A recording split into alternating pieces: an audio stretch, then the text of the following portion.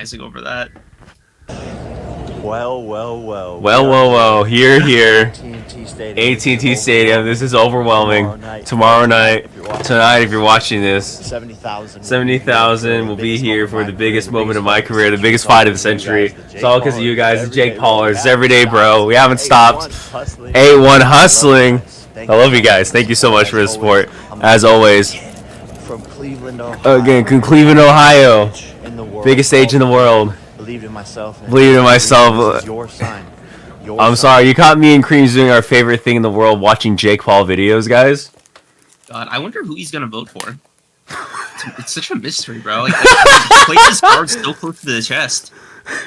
Oh God, I just noticed your plug-in for the dislikes is still active. 14,000, dude. Let me add to it. Oh fuck. Oh god.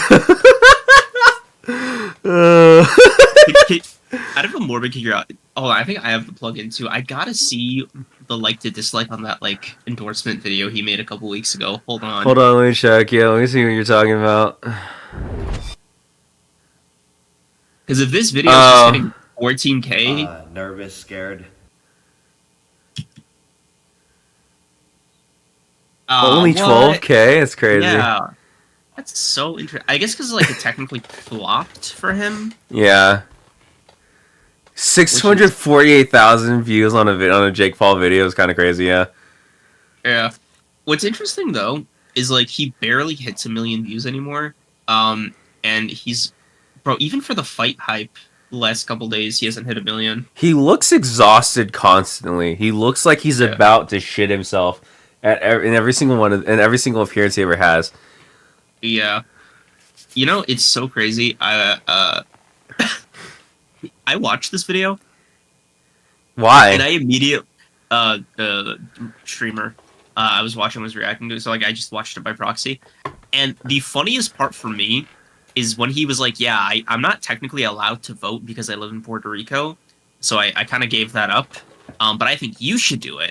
So I just find it amusing that he kind of did it for the love of the game, or he got like paid by the Republican Party. Either way, it cracks me up. He says it like right at the beginning.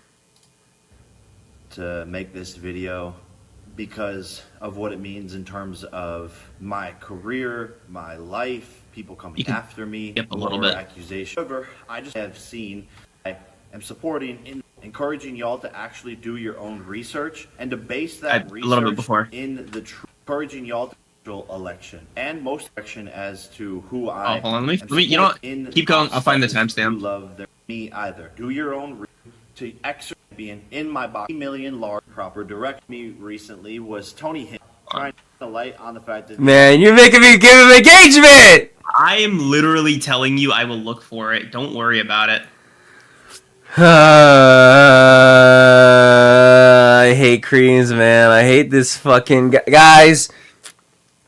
You know what Creams said right before this stream started? He said, "Hey, little guy, you want some milky?" And I was like, "Creams, what does that mean?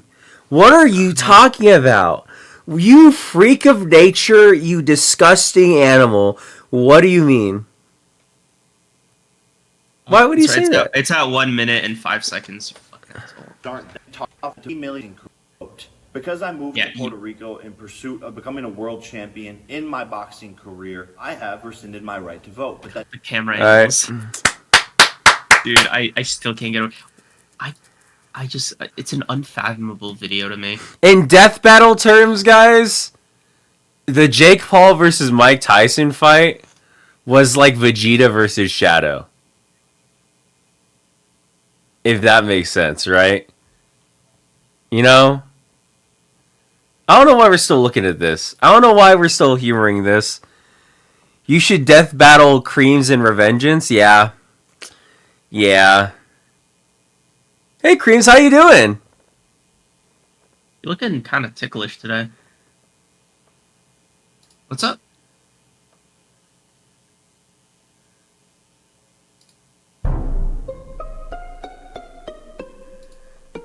Someone clip that. Anyway, today we are talking about our theoretical season of Death Battle we did. Yay! What we did last time was we came up with 20 episodes of our own season of Death Battle. The goal was to create a season that was both satisfying as a season of Death Battle, but also without making every single fight just a clear stomp in one person's favor. Like, from just looking at it. Yep. And that was a lot harder than I thought it was going to. I think both of us thought it was going to be. Oh, it was, okay. Me and Creams have talked a lot about it. Like, we love you guys. You know, I'm kidding. No one... Love is crazy. And also, we... no, sorry. Creams loves you guys. Okay, but, like... right.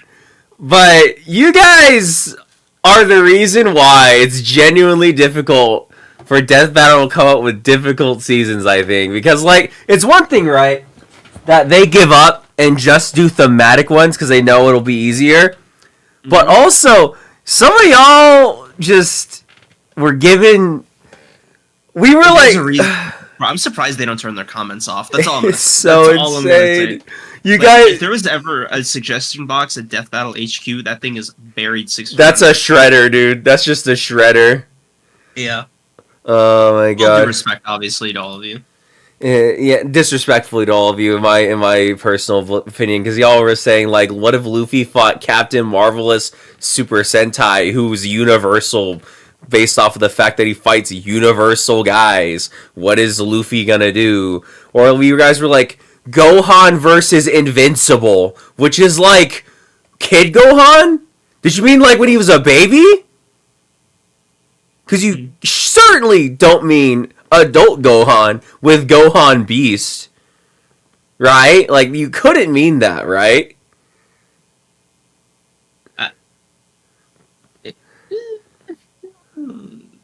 Yeah. Yeah. Anyway, our season is Bakugo versus Shikamaru. I've been informed some things about Shikamaru that I wasn't aware of, but, you know... Well, we'll talk about it. Like, yeah. This is our appetizer, you know. No. Yeah. It is factually our appetizer. It's a season premiere.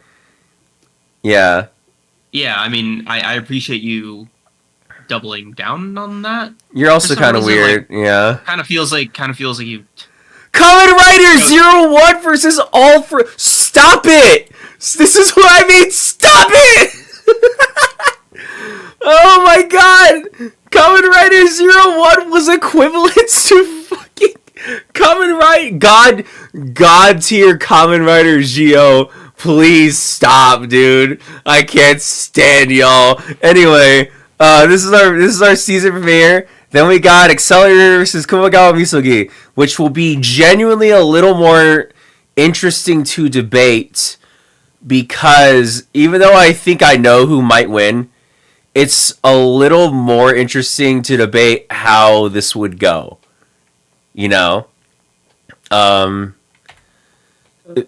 Yeah. Let's not spoil the whole thing. Let's not blow our load all over the place. I actually am very interested in debating this one. Yes, me too. Oh, this one's gonna need so many receipts. Fuck. Yeah, like this one's gonna be interesting. I really hope. I don't know about you. I've noticed scaling like intelligence characters are like 20 times harder. Oh yeah, it's also more interesting, I think. It is like it's a double-edged sword. This would be of all of these, the Death Battle I actually want to see Death Battle do is this one. Okay, yeah, I agree as well. Like we kind of cooked with this. We were kind of crazy with it, yeah. Yeah, like we. Not as much with this one. This one's fine. Yeah. I think this one is fine. We were on a roll. Like, yeah. Not that we should be hired with like pay and benefits. But we should be hired with pay and benefits, though. Benefits, yeah, and PTO, obviously. Obviously, yeah, and also like have our ats in the description at all times. You know. Yeah. I actually think we were going crazy with this one. This one's kind of crazy. Like this right here, bro. Like employer funded health insurance, maybe. Like I just feel. Yeah. You know, not to self glaze, but I just think this should include vision and dental. You know what I mean? Like that's what I'm saying. You know, like I think actually they should just put us on the board. That's what you get me, bro. Yo, dap me out. Yeah. Yes, sir. All right. This one I think actually super interesting. I think. Because this is verbatim a thing that happened in the movie for this character, and kind of she's facing a firefighter like Natsu, you know. So this is kind of works as like a thematic episode. Again, we're cooking, you know. I'm just saying they should let us play Whiz and Boomstick every now and then. You know what I'm saying? That's just what I'm thinking. That's just what I'm saying. You know? Mm-hmm. Yeah. Okay. Some of these are so fucking diabolical. Like, it's like not even. It's not necessarily Stompville like it is with Death Battle, but it's just so goofy. Like I know we're gonna have to bust out the thesaurus, the rule book, the physics textbook. Like it's just gonna get so we'd have to get like really pedantic with some of these, like this one. Yeah.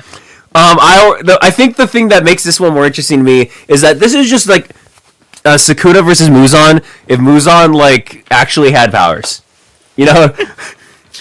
Bro, I love seeing JJK characters in versus battles because like outside, like all the dumb rules of cursed energy don't apply to other characters, so it's very funny to see them just like flail when they don't have like a strict rule book to abide by. Basically, they're like, "Why aren't you dying?"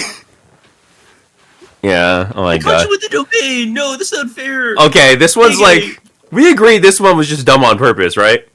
Yeah, this one was just silly. Like I think we just wanted to turn our brains off.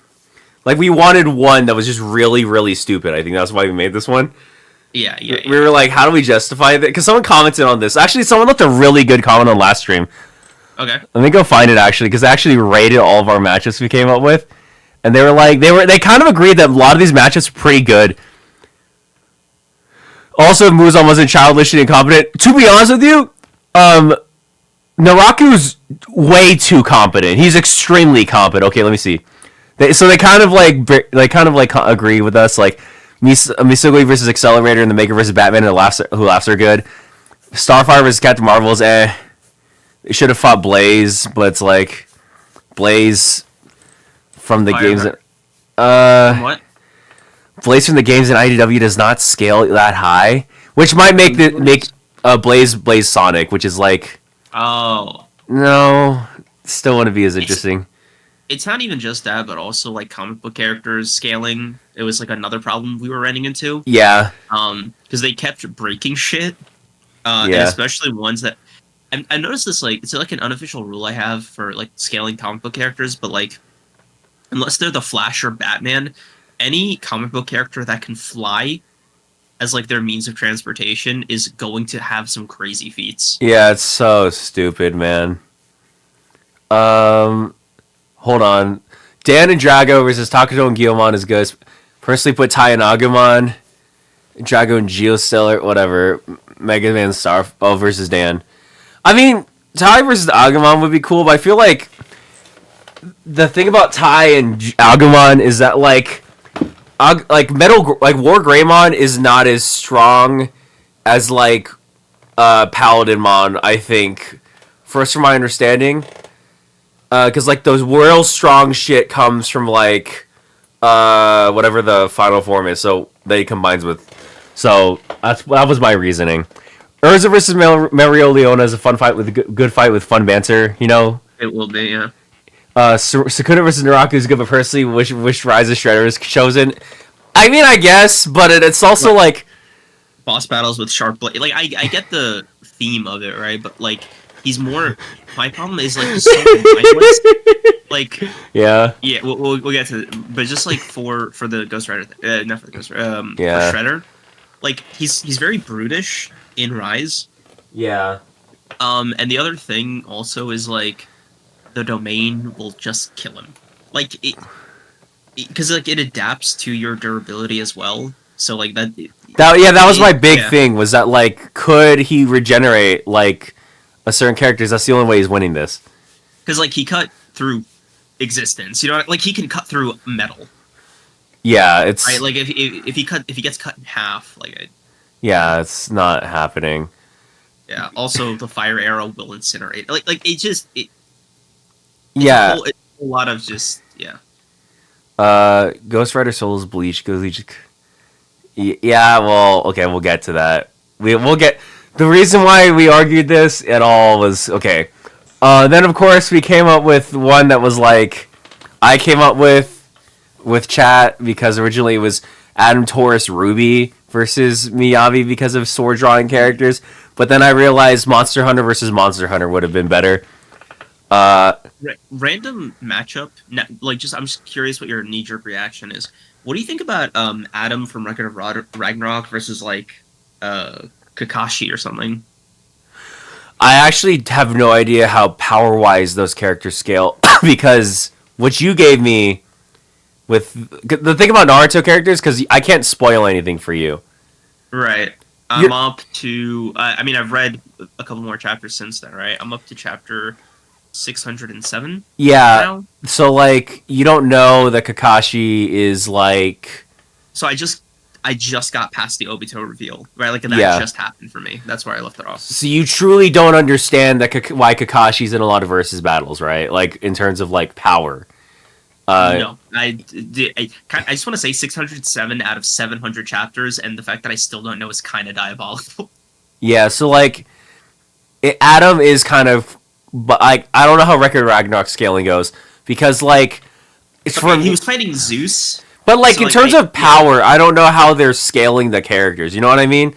I don't know if it's verbatim the power of the characters or if it's a equalized version. You know what I mean? I don't know. Yeah, because they're using the Valkyrie. Adam is using the Knuckles. That's the Valkyries basically giving boosting his stuff.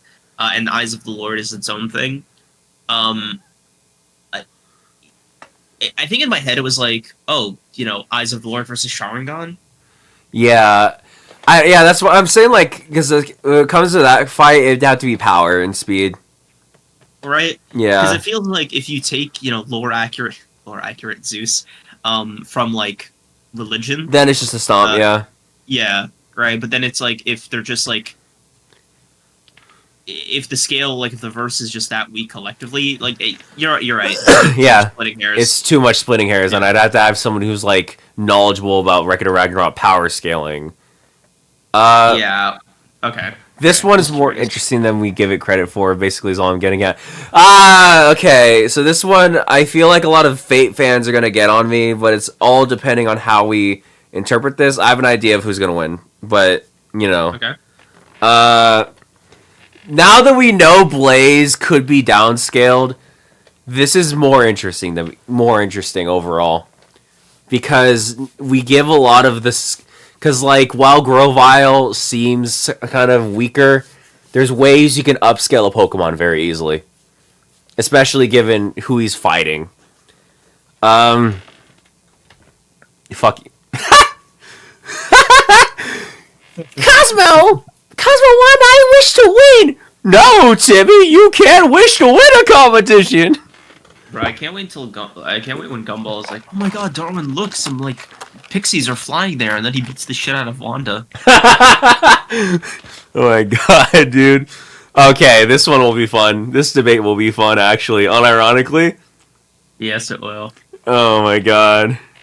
This one is gonna be all me sitting there complaining.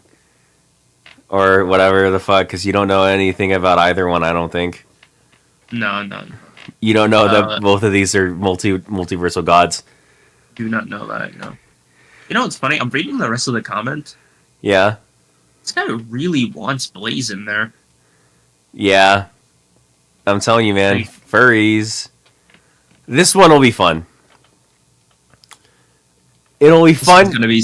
It's gonna be so disgusting. I'm gonna have to take a shower after this one. Oh god, I'm looking at one of them who's gonna be based off what I understand of one of them, it'll just be who's able to blitz him. But let me see. Oh my god, this one's gonna be fun for me at least to talk about because it's so interesting the way these two sort of interact. In terms of not just their power, but the way their attitudes are. Yeah. Somebody called, what's his name? It was this guy. He called it Korean Naruto versus... Korean Ichigo. Oh, yeah. Yeah, no, that's kind of crazy, but now that I'm looking at them, it's actually super accurate. Yeah. It's so funny because, the guy on the left, I forgot his name off the top of my head. Jinmori. Jinmori is such a, Goku stand-in. Yeah. Even aesthetically. Yeah, no, because he's literally Sun Wukong. Yeah. Yeah, so yeah. Jin Mori is so fucking. Oh my, it's gonna be so great. God, dude. This is all you, dog. This is all you. Okay. That little girl's gonna die, isn't she? That guy's got a gun. He's gonna shoot that baby in the head. Dude, I don't know why the guy on the right is there. Like, he's just the guy, like all the way on the right. Regular human. Jesus. Like, not even. He's just sort of smart, but like that's it. Yeah. Oh God, this one. This one's gonna be something. Nerdy, dude. Oh, fun. Genuine joy and happiness enters our systems. Chihiro Kagurabachi moment. And then, of course, the season finale that I'm going to have a lot of fun with. Oh, boy. Okay. So here we go. Let's begin the debates. So, I want to know why you think... who do you have winning this? Okay, just off the knee. Yeah. Okay, so we're assuming like the best versions of these characters. So like it's end of series Bakugo performance minus the injuries, right? Yeah. And same with Shikamaru is where it gets a little tougher, right? Are we going all the way to Boruto, or are we just like sticking with? That's also what I'm thinking is because if we go to Boruto, that was my thought. It was that like if we go to Boruto, it makes this a lot easier to say who's gonna win. Yeah, so like if we keep him at like Shippuden levels, then because I think you're past the point that he's done anything. Yeah. He hasn't really, awakened yet in Solo and Madara. No, I think like literally in terms of feats, I can't really. There's nothing we can give him after where you've read. Yeah.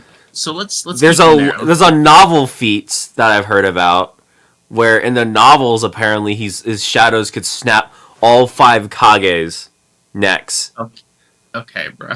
Like so do that shit to someone. Yeah. Does Shikamaru have his Kyuubi cloak? There's no help. There's no outside help. We're just assuming these characters are like at their pinnacles by themselves, right?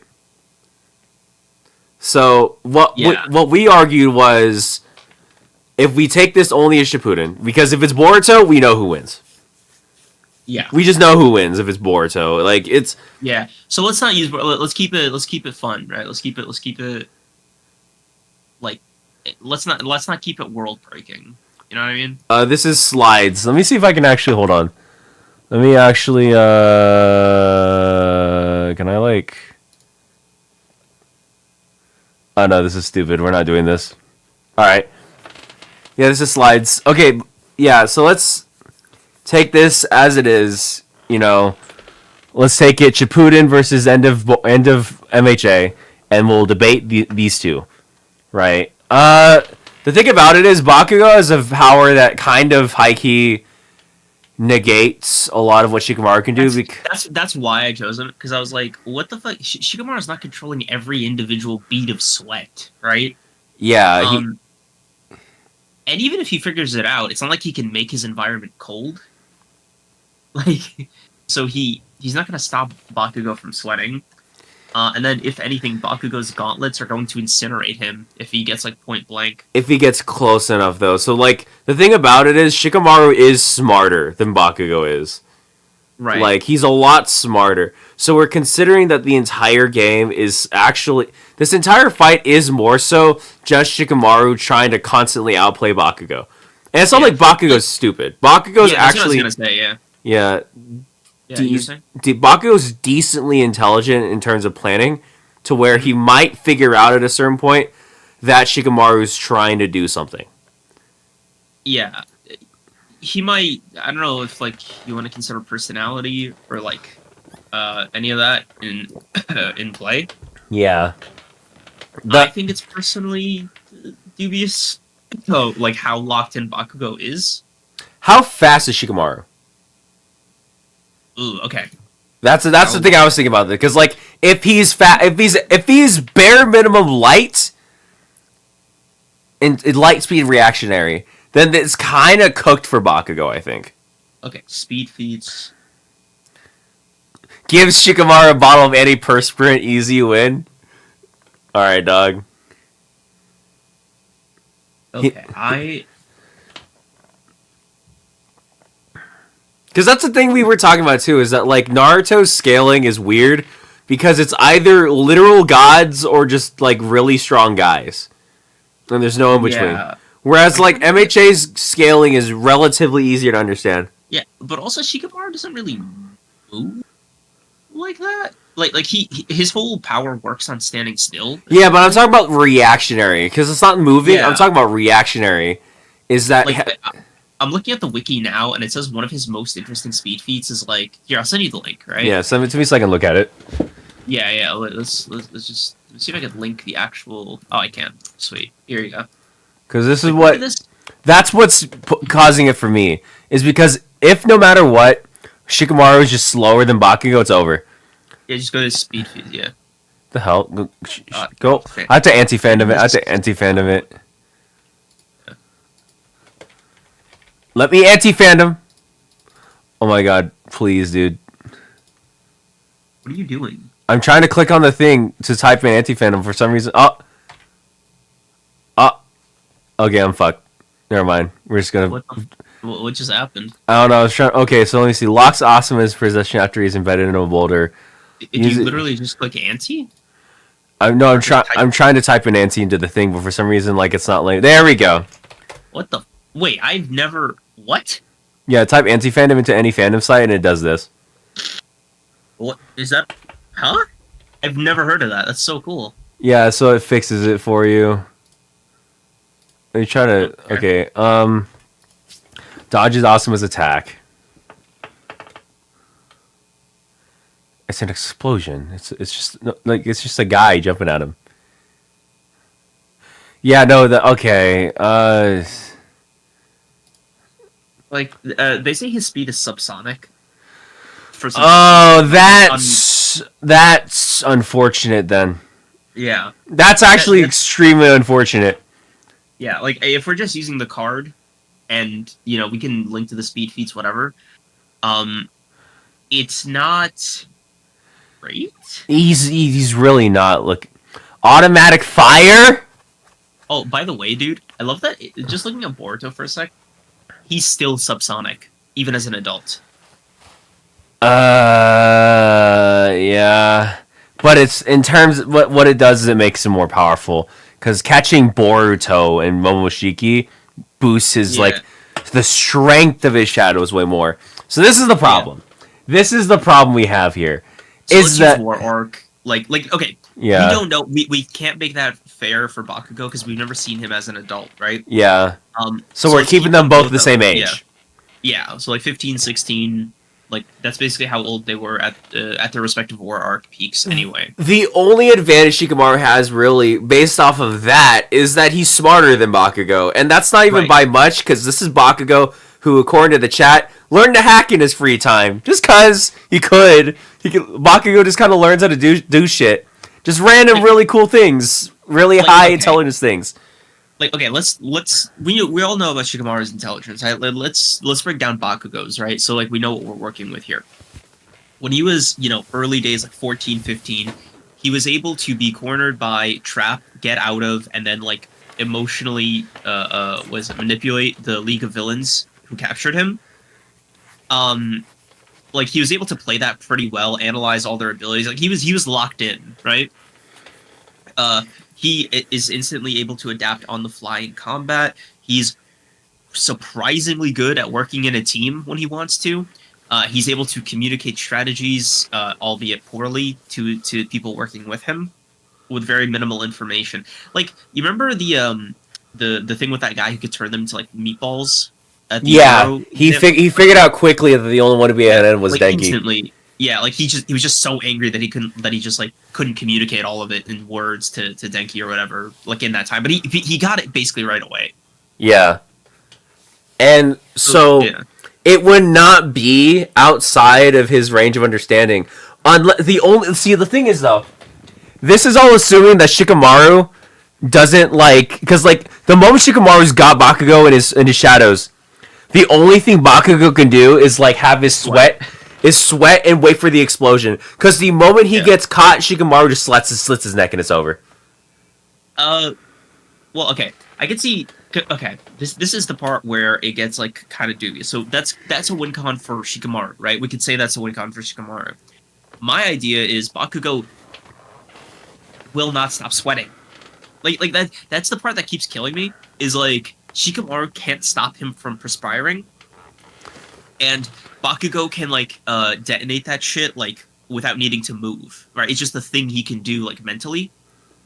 And Shikamaru can't control that, right? On top of that, his blast produced so much light that it turns off the shadows. Yeah. So, like I said though, is that that's the win con that Bakugo does if he figures out that that's what Shikamaru's power does. Which, okay, I think Bakugo is smart and observant enough to get it because it's also kind of a pretty obvious technique. It is if Shikamaru's again.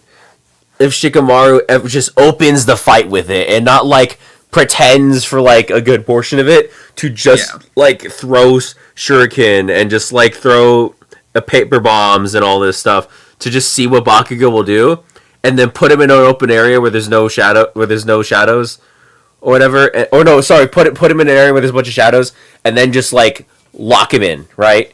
But what I'm saying is it depends on how long that takes, because then if it takes longer, what you described happens, and then the sweat droplets are build up and he just explodes it, and then speed blitzes apparently Shikamaru, and then beats his ass. Because okay, let me see his speed feats for Bakugo. Right, Shikamaru's only wins in the series by himself are Tamari when they were children, and Hidan, the weakest of the Akatsuki. So it's I don't know. His shadows can go through the smoke of his explosions. We're talking solely about the light that's produced from Bakugo's explosions. That is all that's needed to make those shadows go away. Yeah, and he kind of has a limitless supply. Also, the thing about Bakugo, just touching him, right, is if Shikamaru tries to I don't know, he's kind of immune to his own sweat, obviously. He's not as immune to the blasts just based off of the braces he has. Yeah. But he's physically a lot stronger than the My Hero Academia universe portrays. I think Deku kind of confirms it when he tried to use them. He was like, "Bro, I almost tore my arm off my shoulder, just using one of them." It's also isn't it also I don't know, Bakugo did train with all for one Deku, and Deku still kind of couldn't beat him in a one-on-one fight. Is that not a thing they did during training, and then Deku still couldn't beat him? For me, the strength of the blasts is the problem, because it feels like Bakugo's win con is just getting really close to Shikamaru. Yeah, which he could totally do based off of the fact that we just discovered Shikamaru's speed is not that great.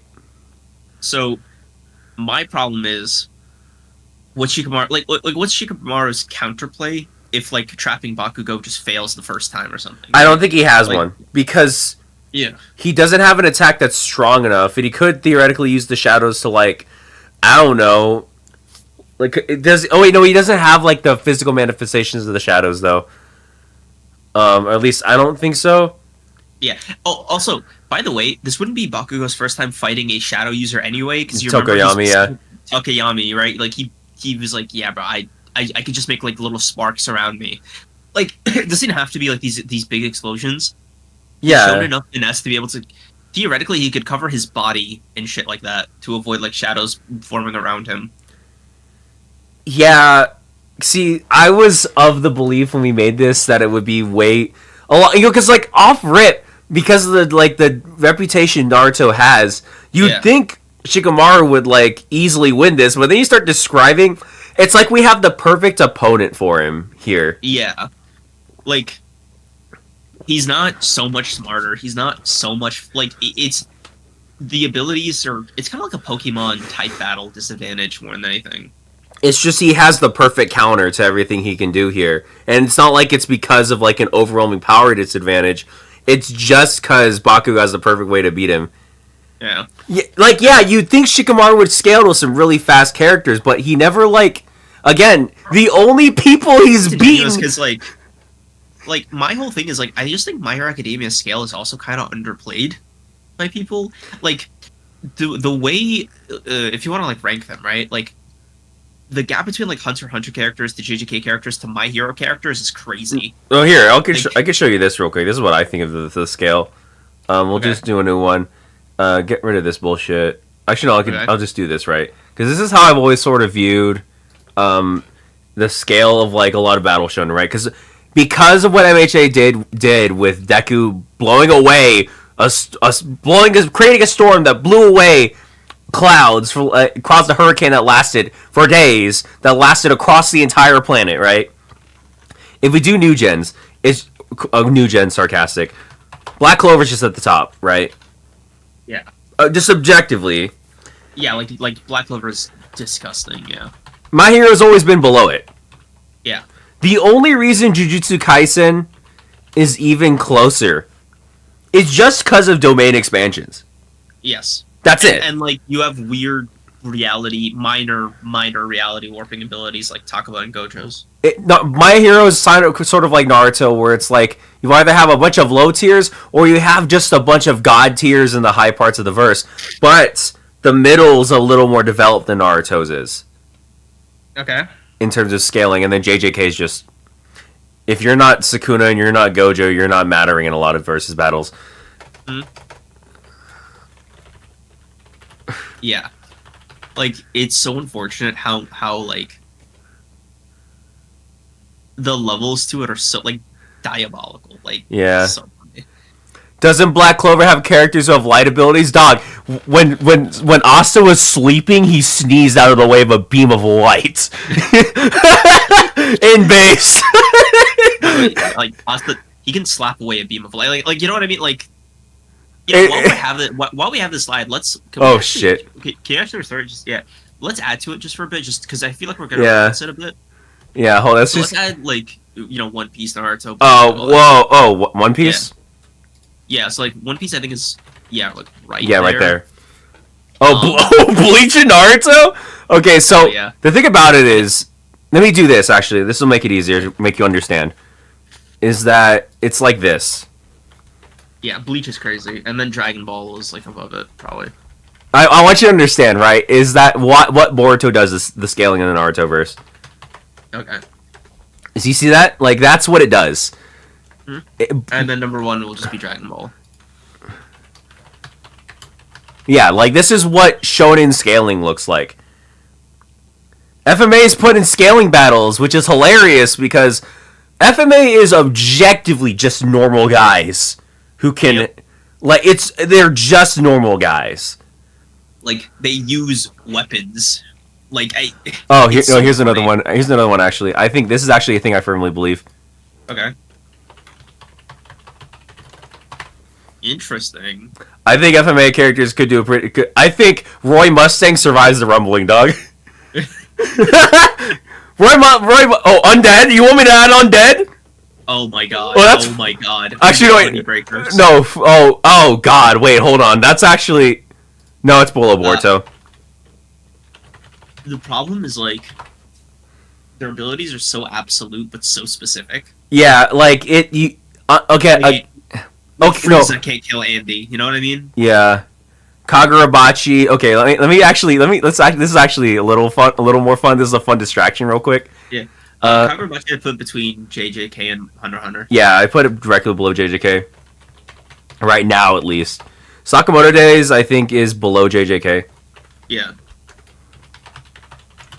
Just overall, right? We're talking overall. Dandadan. The thing about it is, Dandadan is that when you find out how fast Turbo Granny is, she's not actually that fast. How fast is she? Well, she's like, I think they say it. Let me actually look this up real quick. I'm gonna do it in a different tab so that stream doesn't see me dox myself. Yeah, I know how much you hate when that happens. Bakugo. Yeah, 100 kilometers an hour, dog. Oh, that's it? Yeah, no, it's kind of... She's not that fast. Like, Dandadan is fast for, like... I think, like, okay, so the high tiers of Dandadan can do some crazy shit. Sorry, unrelated. I'm kind of losing my mind at this little blurb on the Deku page. Look what this says. Look what this says. Let me see, actually.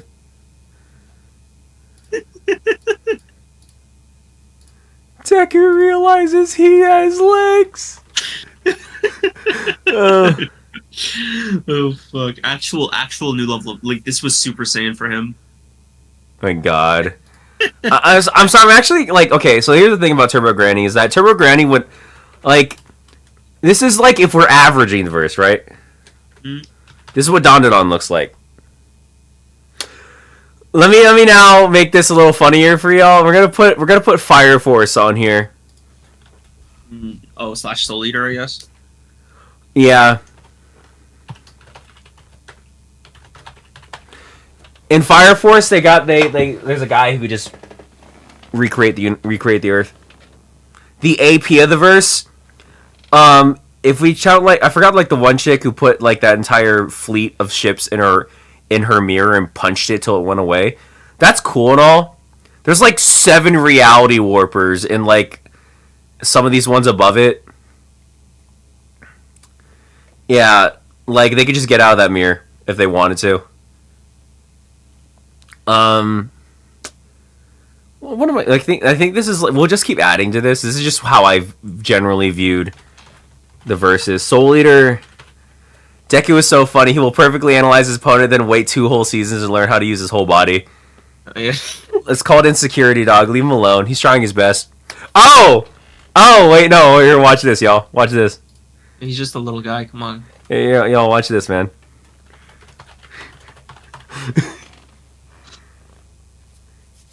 That's about accurate, I think. Me personally, me thinks that's accurate. Yes, sir. And then Eden Zero is below that. No, Eden Zero I think would be below Undead.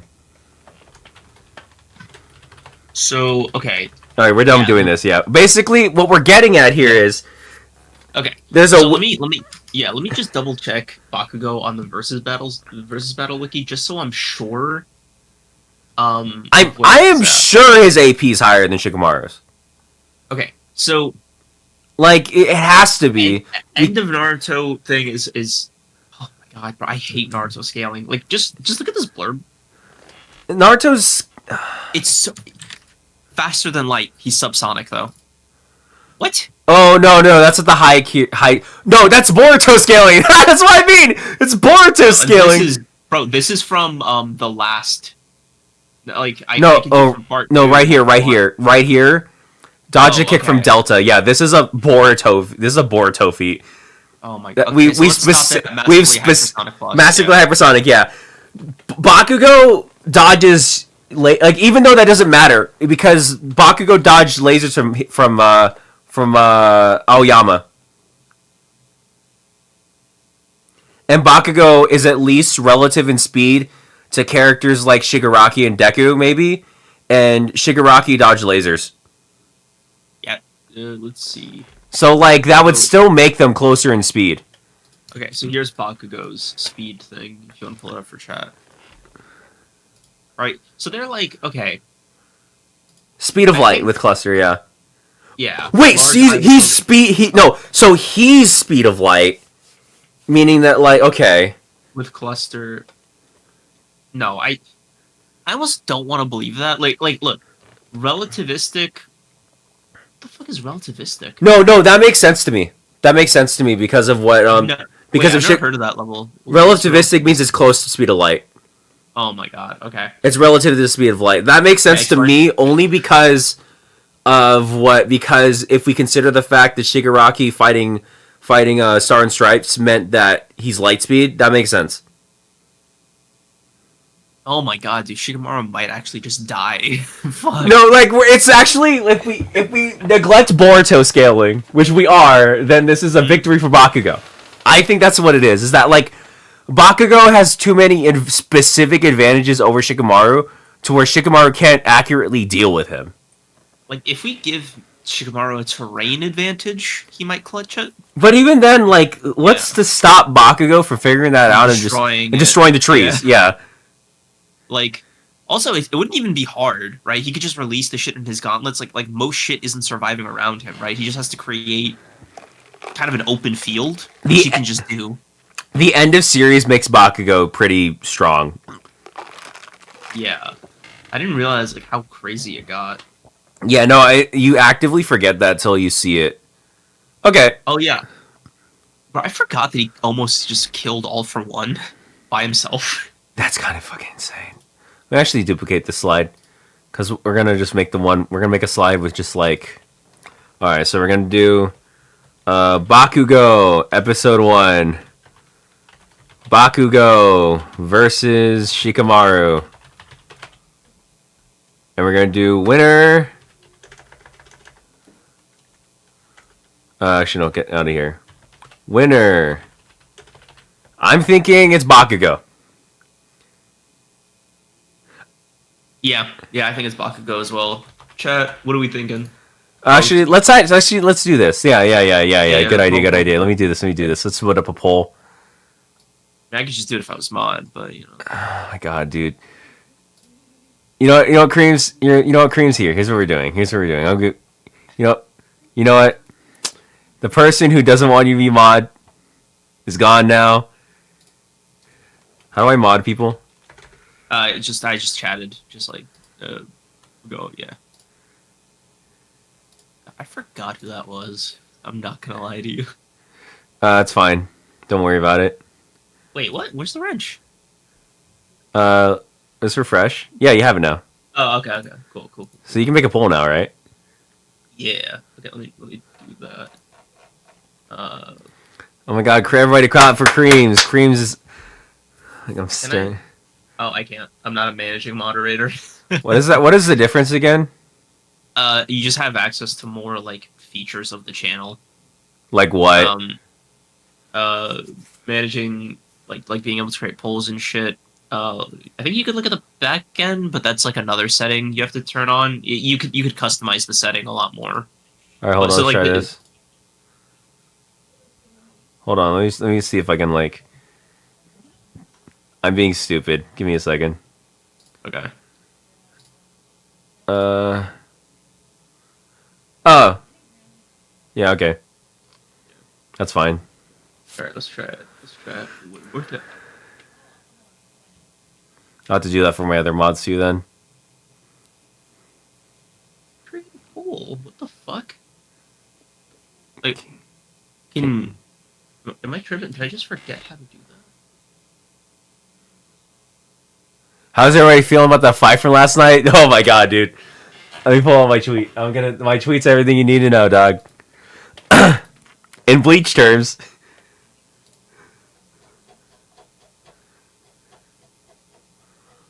Yeah, no, I can't. I still can't do it. This is just not letting me. It's so aggravating. Here, here's what I think about the fight, dog. In Bleach terms, imagine if Yamamoto with no arms refused to use Ryujin Jaka, stood there while Noitora kept poking him with his sword, but was too pussy to actually use Resurrection and finish him off. That's what the fight was, dog. I'll make the poll then. Yeah, okay. So annoying. Bakugo, episode, Death Battle, episode 1. Bakugo versus Shikamaru. Bro, I wins. How little I actually saw Shikamaru's first name. Does not come up. Oh, brother. Alright. No, Tyson didn't have a bad bag. He was going to receive a good one when he threw the fight. Also, 58 years old. Man, but like, did you see him in the first round? In the first round, he was moving. You could tell that after that punch he threw, he was like, "Hold on, I gotta stop trying." Okay, I don't believe that. Like, I think that's a conspiracy. I think it's a bit of both. I think it's a bit of both. In my personal opinion, I think it's a bit of both. And I can understand why people think that. I just have two like kind of things to counteract it. Right? One, here, let me pull up the post actually, because it might be easier if I just show you. I think it's on his Instagram. Mike Tyson.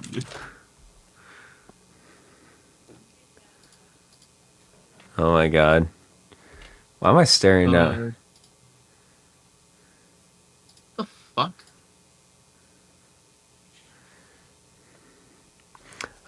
Sorry, I'm gonna talk about how I kind of envision this fight at least going for a bit. Okay, yeah. I kind of envision it, if we go death battle style, right? We see Bakugo enter the forest or whatever, because he's like... And then fucking Shikamaru does something to piss him off in the usual fashion. They start fighting. It's just Bakugo doing all the attacking at first, right? Bakugo seems as though he's just only throwing a bunch of dumb attacks. Shikamaru's analyzing him, trying to lead him into an area with a bunch of trees so that he can use the shadow style, right? During this entire time, Bakugo's noticing he's trying to put him into a smaller area, right? Once he sort of realizes that, he clears the entire area with the explosion, right? This is where there's more mind games, and then I'm envisioning in death battle fashion that Shikamaru traps Bakugo in the shadow style and holds him there, and he's like, it's game over, pulls out the kunai, and then Bakugo activates the gauntlets and shit, blows up, creates enough light to blitz Shikamaru, and then just kills him. Right? Just uses the howitzer, what is this final attack called? Howitzer impact. For impact, yeah. And just kills him. That's how that fight's going, in my opinion. Yeah. If Shikamaru wasn't... Also, low key, I think if we're just if we want to upscale Bakugo's intelligence a little bit, he always seems to put his hands together to do that ability. If I just destroy one of his hands... The thing about it is, he would notice that, though. He'd unironically notice that in character. We're talking about a guy who's technically, on average, smarter and battle IQ than the nerd whose entire meme is analyzing people's abilities. Yeah. They gave Deku the intelligence buff during Asta versus Deku. Bakugo's, on average, battle IQ smarter than Deku is. Oh, yeah, and with, less ability. It's so funny, too, because, once Bakugo was you know what, Deku, I could just try analyzing people too. He immediately jumped up a level. It was he fucking hit Super Saiyan 3. It was so funny. He's a lot smarter than people do, yeah. It'll be quick, depending on how they do it. If they do it the story-wise too, I really hope there's a moment where Bakugo gets messed up and then goes, I guess I gotta go, looks like I'll go beyond. Maru's gonna do that thing where he's I'm never gonna give up. Or whatever, he's this is my ninja way, right before Bakugo says, it's time for me to go beyond, and then, beats his ass, yeah. Dude, it's 100% Bakugo. No one thinks Shikamaru is gonna win. Dude, I realize, man, is this a stomp? Again, more sympathy for Death Battle. It's just, the more you kind of talk it out, the more you're oh. Dude, why did you show me this? Oh, this is the thing I was trying to say earlier about the Jake Paul Mike Tyson thing. Because Mike Tyson is oh my god, dude, I almost died 6 months ago. On top of having to get into shape, on top of not being in shape for a good part of his retirement. Yeah. On top of being 60. So I see people's need to buy into the hype or whatever about Mike Tyson.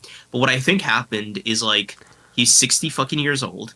He had the best rounds when he was fresh and well rested at the beginning, and then immediately tapered off because he's 60 fucking years old. Yeah, I know, it's kind of cooked. Yeah. How well do you think you'd do? Me? I'd solo. Speed Blitz. Go beyond plus ultra, you know what I'm saying?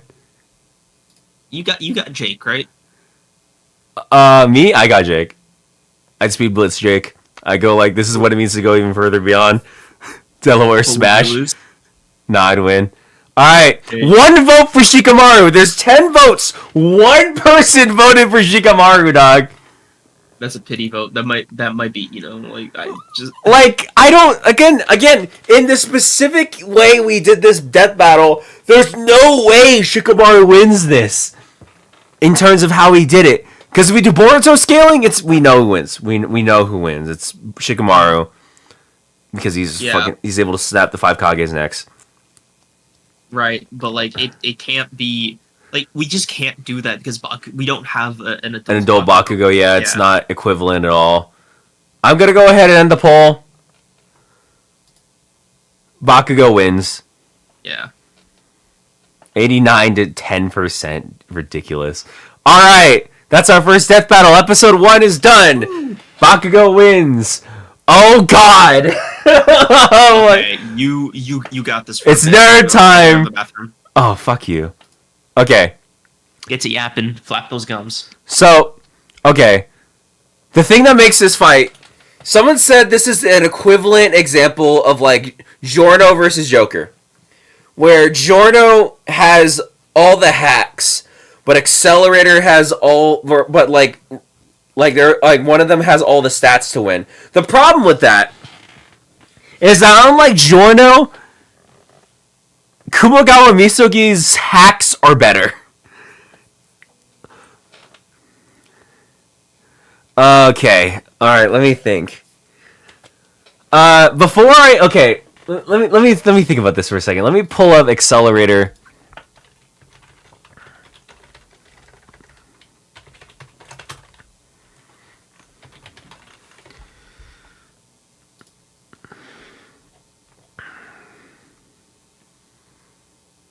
Okay.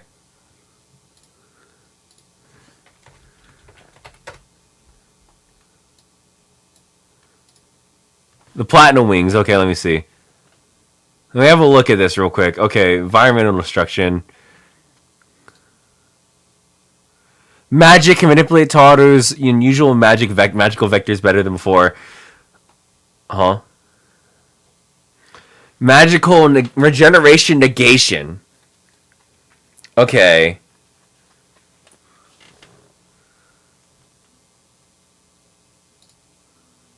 Soul manipulation. Hold on. Oh, that's why. I'm really high. That's why. Turn down my audio for that one, guys. Law manipulation.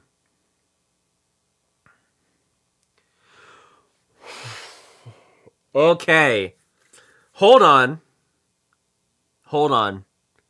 This actually...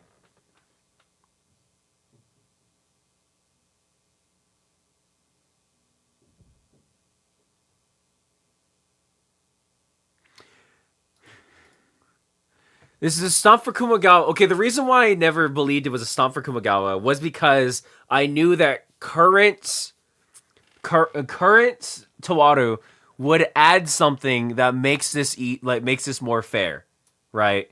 Because what Accelerator has, if we don't, is that he has better battle IQ. But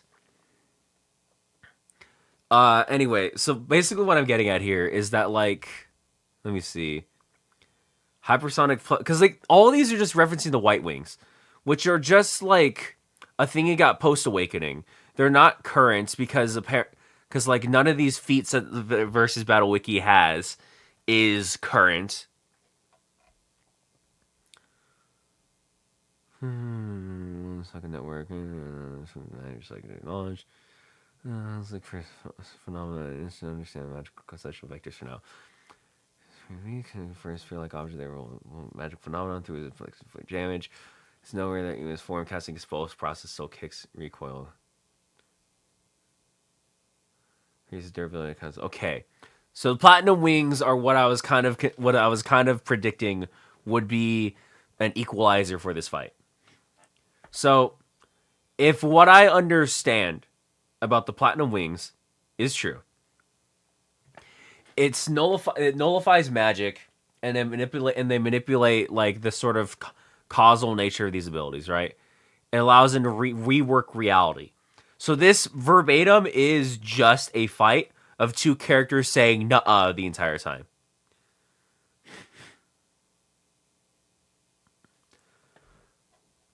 Let me see. The only thing I can see, right?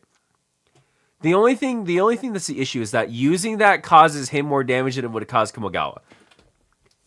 It would be basically a battle of attrition, is what this fight would be. This fight is a lot less that, like, one's gonna stomp the other. Because any attack that Kumogawa does is gonna be negated by the vector manipulation until Kumogawa uses all fiction and says nuh-uh. Nuh-uh, nuh-uh, nuh-uh, nuh-uh. You know what I'm saying? So let me do this real quick. Let me look at Kumogawa.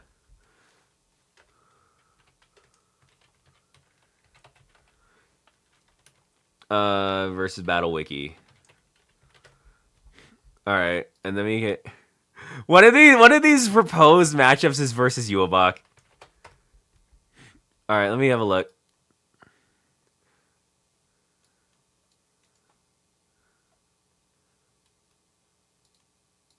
Huh?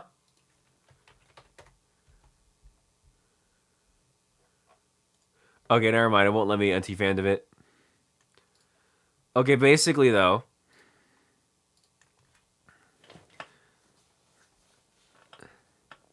Okay, so physically he's only 8B, which is way lower than anything Accelerator has. City Black level physically, which is still way lower than Accelerator's. Unknown, can bypass conventional durability with all fiction, as well as spawning screws directly inside people. Hey, just got here. What are we talking about? We are debating right now. We are discussing who's winning this matchup. Currently, I have it where... Unless, like, with the Platinum Wings, this battle stops becoming, like, Kumogawa negates everything that Accelerator does, and it now becomes a matter of, like, a battle of attrition. Who can nuh-uh? Can Accelerator nuh-uh fast enough to finally take out Kumogawa?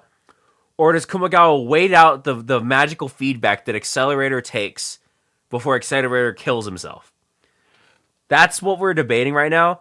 And at the moment, I'm taking a look to see, because I'm pretty sure, knows every weakness of the human body, is able to exploit them in combat, instantly and cast capacity multiple opponents, but putting screws on the weak spots in an instant.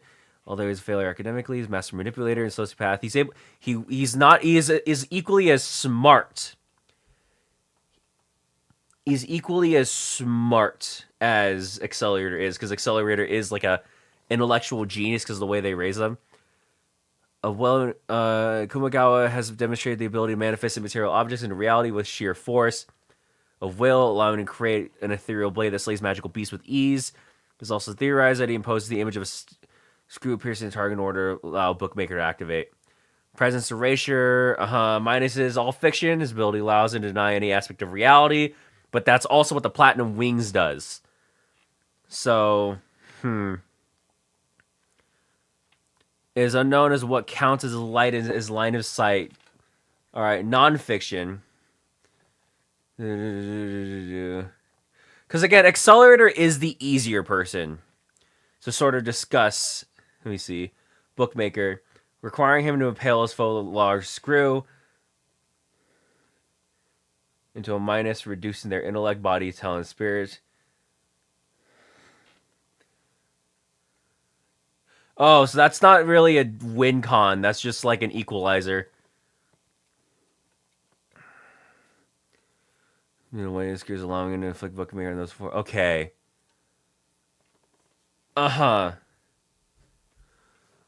So I actually... Alright.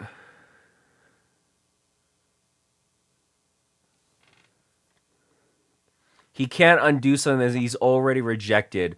Oh! Wait, hold on.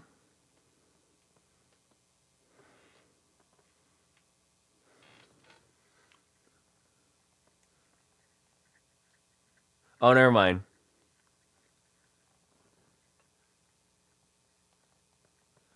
Never mind. I thought, okay, so this is just, I think, unfortunately, the reason why this fight goes to Kumogawa is because Kumogawa has better regeneration. This is verbatim a battle of endurance. And I think Accelerator doesn't have the endurance to outlast Kumogawa, and that's the reason he loses. Not because Kumagawa is like overwhelmingly more powerful.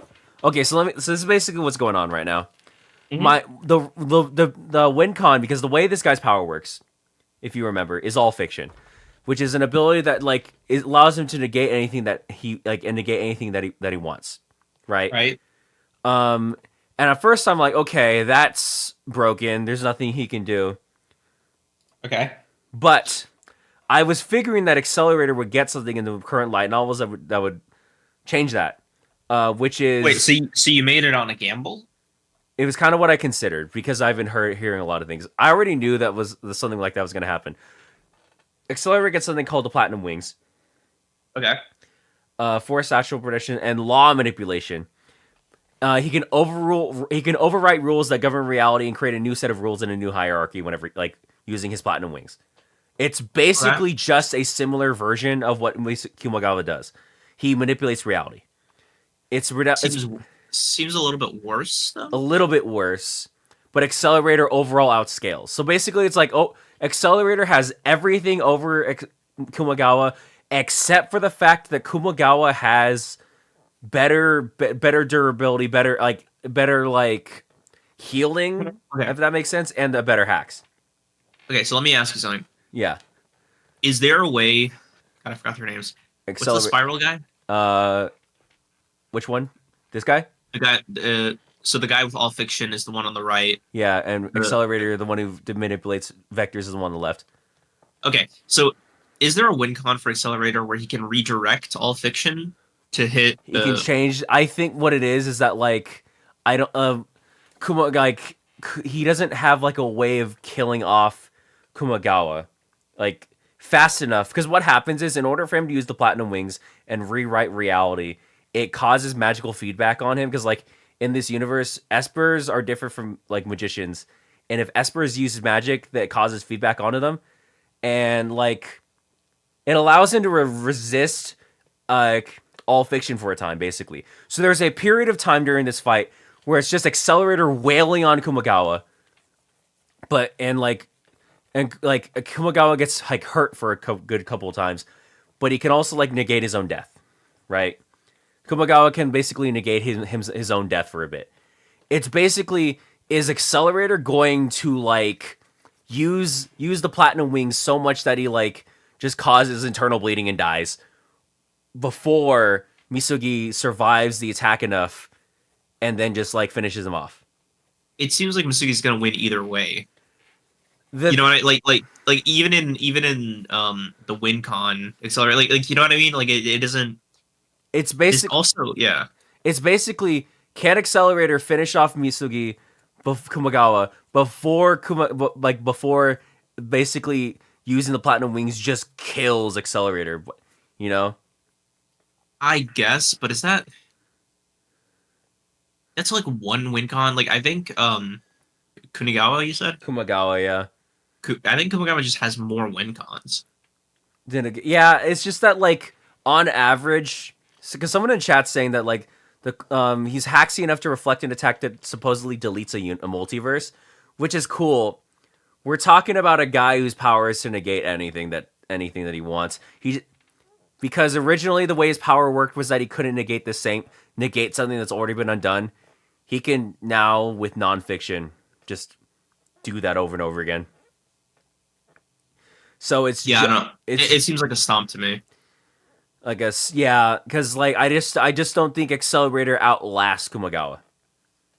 Kumagawa's outlasting Accelerator, because Accelerator, in order to be equalized, like to be able to survive all fiction, has to basically like die. There's a lot more work. Yeah, there's a lot more work to be done for Accelerator. Like it just, like I don't even know if this one's worth a poll, but let me see what we'll chat do a thinks. Poll, because again, this one's way closer than the last one, I think. Just based off of the way people are describing it to me in chat. Again, you guys can debate it too. Add more reasonings why we're wrong. I'll start the poll though.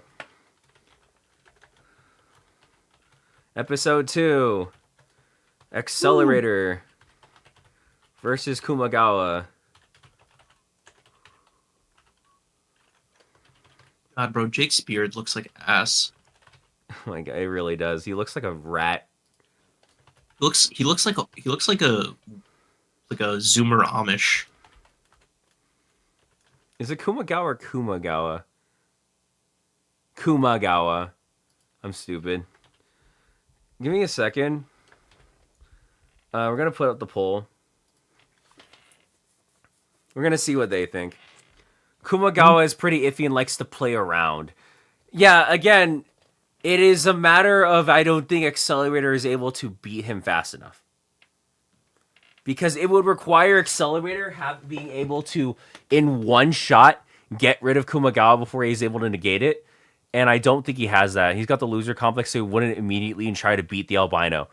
Yeah, he'd just dick around. He would just, like dodge it. And, like, it'd be a waste. He'd waste his time. Accelerator's winning 50-50? Let me see. Because I'm thinking it's a lot closer than the last one. Right? Yeah, because, like, it should be a lot closer than the last one, to be honest with you. Because the win con... Because I'm saying that, like, it's not even a matter of, like, Kumagawa's base abilities versus Accelerator's base abilities, because that won't matter, because Accelerator's base abilities are higher than Kumagawa's, but we're not considering that. We're going hacks for hacks, and Accelerator's hacks kills him as he's using it, is what I'm saying. And Kumagawa's can just, like, negate everything. Does Accelerator scale to that gal who resets the universe billions of times or something? I think he does because the way he's able to like negate that power, but Kumagawa is also is able to negate anything he wants. So it's like it's not as if Kumagawa suffers anything from doing what he does, whereas Accelerator actively suffers from doing the things he does. Dude, this is really close actually. You see that? That's actually that's crazy. Guys, like, I guess, like, we have to be the tiebreakers. Because, again, that's what I was saying, though, during this, when I was putting this up, is that I was considering the fact that this will be way closer than we think it is. Because a lot of people were saying it seems like a stomp clear for Kumagawa. I'm like, no, Accelerator has a win con. It's just that he'd have to do it fast enough. He's supposedly even against Madaka, but bro, I just effed around with Shinji.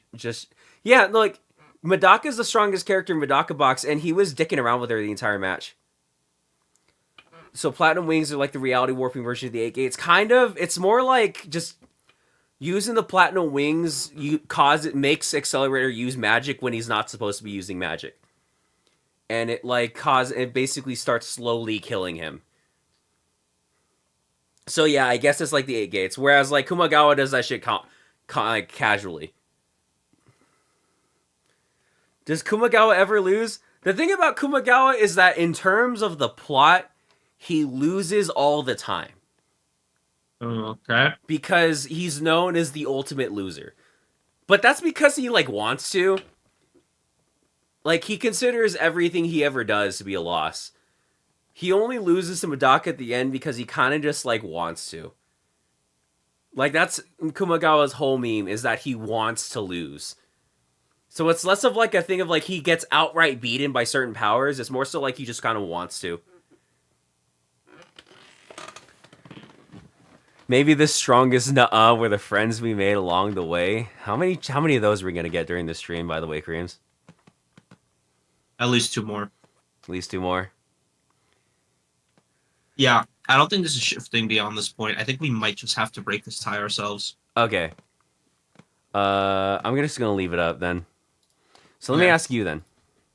I don't Based know. off of what we said, I think Kumagawa wins. Yeah, me too. Like I just close. think he has more I think it's really close though. Yeah. Like it's not a Doctor Strange 14 million to 1 ratio, but it's not like I'd say it's like 10 to 1. Maybe 8 to 1, maybe 8 to 2. Yeah, it's No, I'd say it's like 7 to 4. But that's still, you know what I mean? Yeah, basically here's what I'm sort of envisioning the way this fight goes. Is that like, let me see. Yeah, it's not. Oh my god!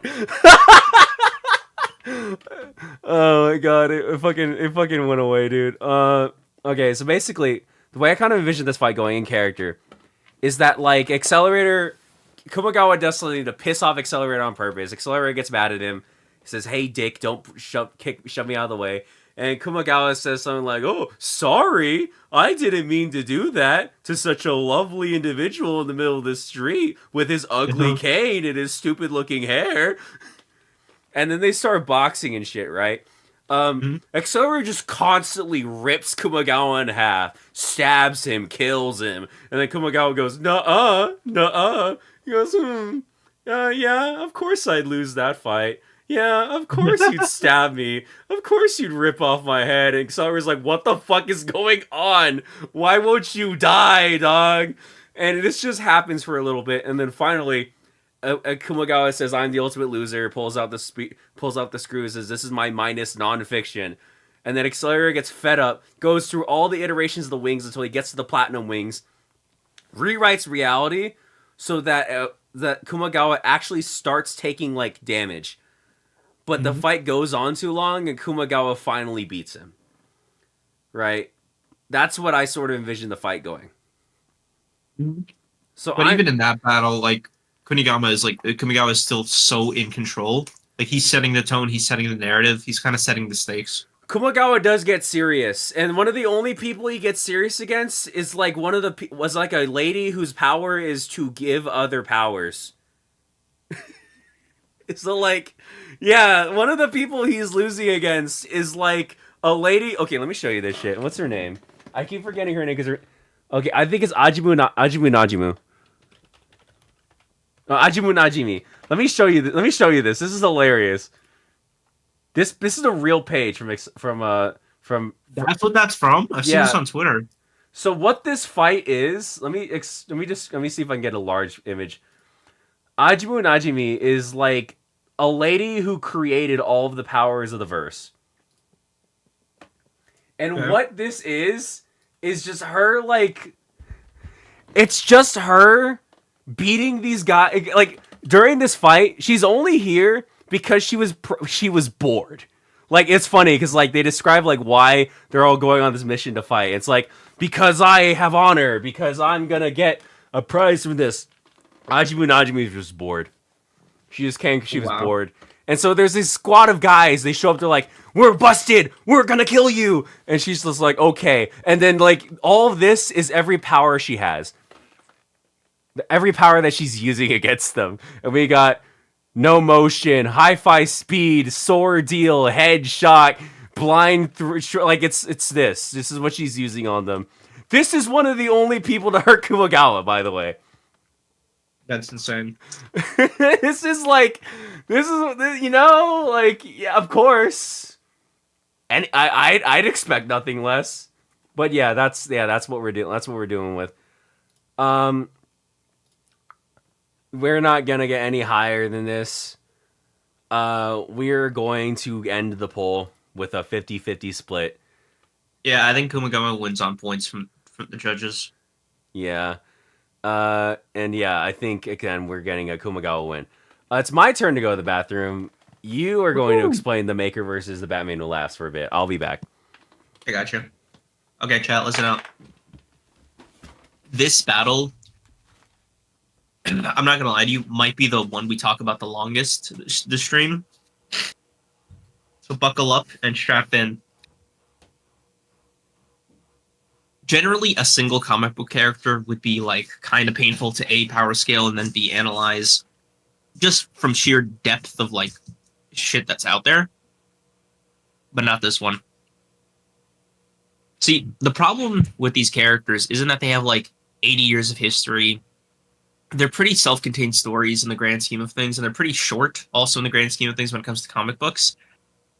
Where it's going to get hedgy is how we scale them, because both of these characters mainline intelligence above any other stat. So what that means for us is we're going to have to do this one of two ways, right? One is we're going to have to iterate on like each level of power they acquire before reaching like their ultimate peak. Ultimate. Or we're going to have to judge the difficulty of the shit they've done with their intelligence, and where the other person would take the point, I guess, is if they can beat out the other person. In terms of like they could do like the Batman Who Laughs can do this, but like the Maker can't do that. So there's going to be a lot of cross-feed stuff, a lot of comparison, and it is just going to get really, really toxic really quickly. I imagine. Just informationally.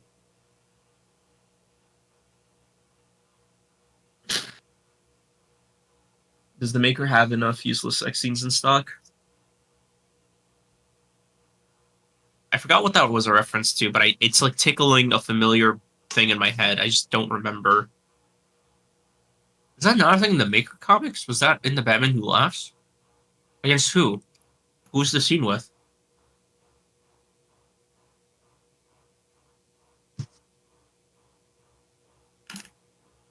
This one's pretty hard to scale in a way. Yeah, no, this one's going to be brutal to scale. Like, it's so weird, too. Because the Maker's feats, like, on top of intelligence or whatever, like, even his base Mr. Fantastic feats don't work the same as, like, Mr. Fantastic from the main 616 universe. Because, like, he's, like, canonically immortal, for instance, and, like, he could keep manipulating his own body. Like, he's more akin to, like, Plastic Man than, like, traditional Mr. Fantastic. So, like, we're gonna have to get really into the weeds with this one. Like, roll up our sleeves, you know, grease them up and really get in there.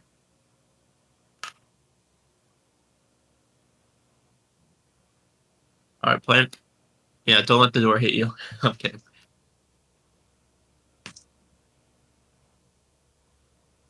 Oh my god, dude. I can't believe we already had a matchup that was that fucking close. Has there ever been a death battle that ended in a tie, chat? Like, I can't remember. Have they ever done a draw? Let me see.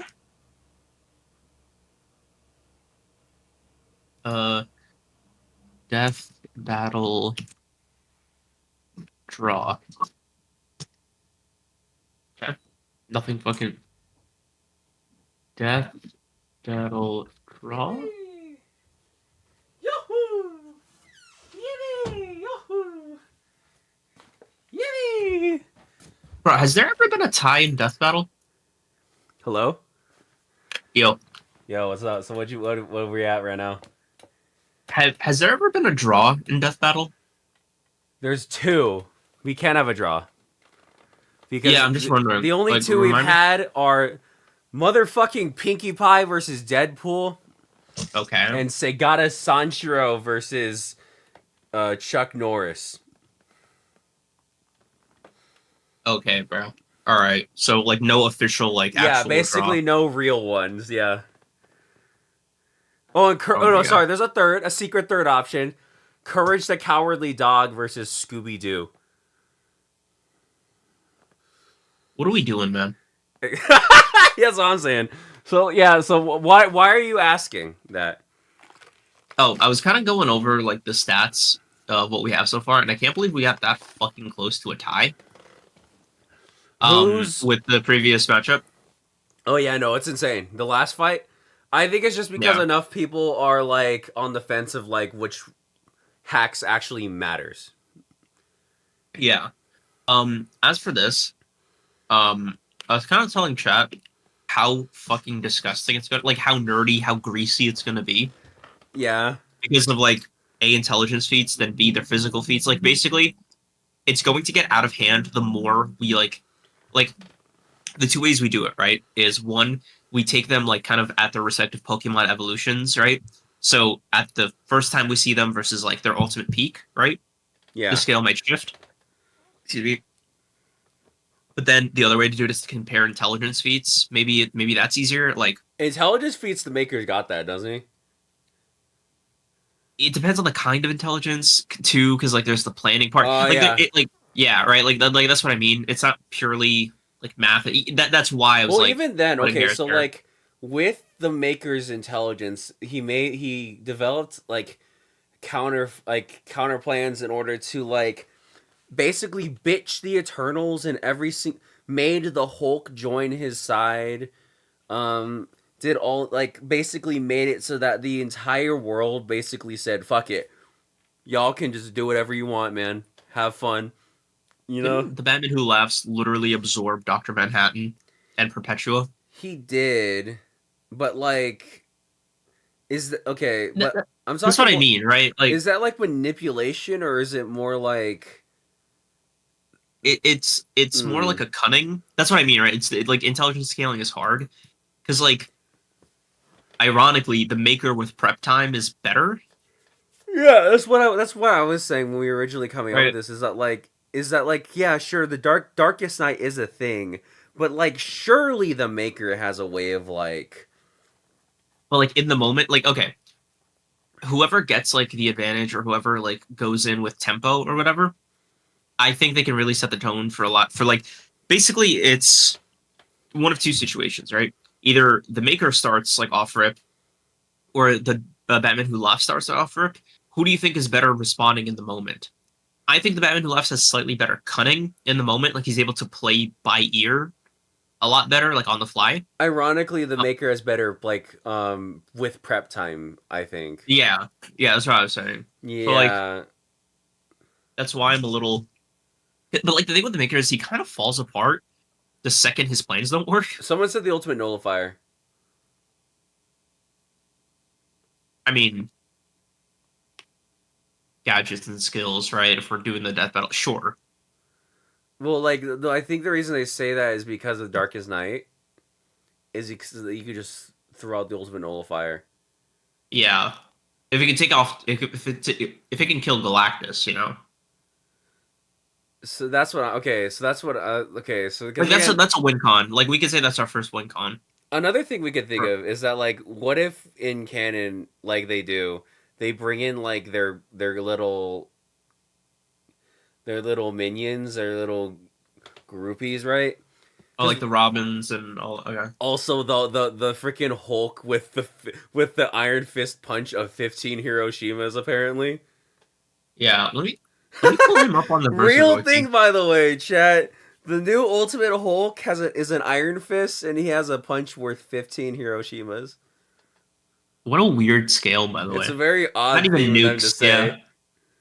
Specifically, Hiroshima's is insane.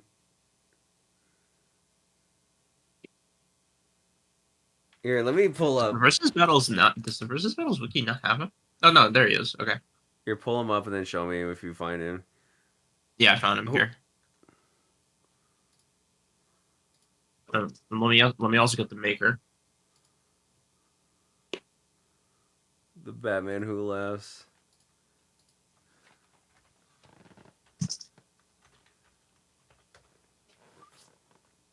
Oh my god, okay. Maker. It's not letting me do this. Okay. Okay. Huh, Here you actually. go. Okay, so we'll do the Batman Who Laughs first. Okay, then there's the Maker. 1B? Oh, because of Darkest Night. Okay, so Yep. he's like 4B with weaponry, which is like which is like Oh my god, solar bro. system Jesus weaponry. Christ, it He is knocked not out fair. Wonder Woman with an What the metal gun. fuck? Dude, the Maker is 7A with prep time. Far higher technology preparation. Destroyed 80% of Godlock 2. What is that? Comparable to Thor's reaction speed.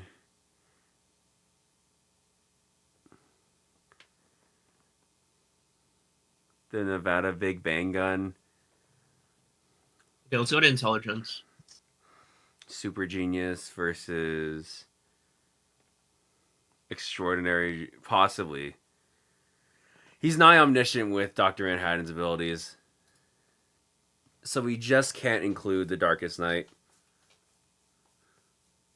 Okay, let me see. The Batman Who Laughs intelligence feats.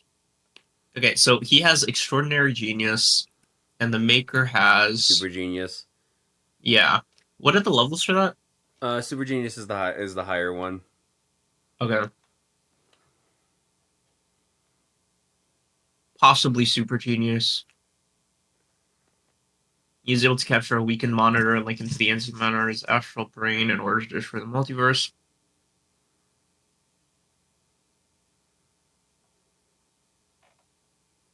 It's so interesting. He has a direct weakness. Who does? Batman Who Laughs. It's like at the bottom. Due to Earth 22 citizens vibrating. Yeah, you're right there. Let me just drink. Can you just read this? Meaning that if the maker figures that out, which he could, but he's not gonna get he wouldn't know where to get it. Like he has no idea what it is, right? It's like when you cross verse Superman with people, if they don't have or know about kryptonite, then it's like not an issue. Get this JCPenney shit off my screen. Yeah. This might be the Batman Who Laughs game. Yeah. Okay. What are you thinking? Walk me through what you're thinking right now.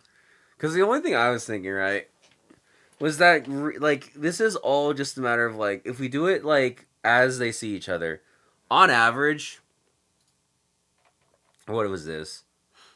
8C. So he's naturally he's weaker because he has to have an 8th metal gun with him, right? Yeah. And it's he knocked out Wonder Woman with it, that's cool. Physically, right? Like fisticuffs, Reed will tear him apart. And he's actively smarter than him too. So yeah, and he's immortal. He can't age, right? But he's his body is harder to he's more akin to Plastic Man than traditional Mr. Fantastic. Yeah.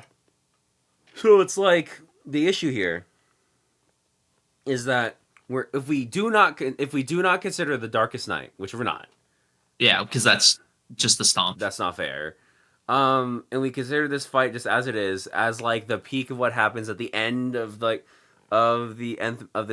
dark metal shit, right? Mm-hmm. We just assume this. It's kind of a victory for, I think, the maker. Yeah. But if we do full death battle and we include the Darkest Night, but even then, if we include the Darkest Night, that includes stomp, yeah.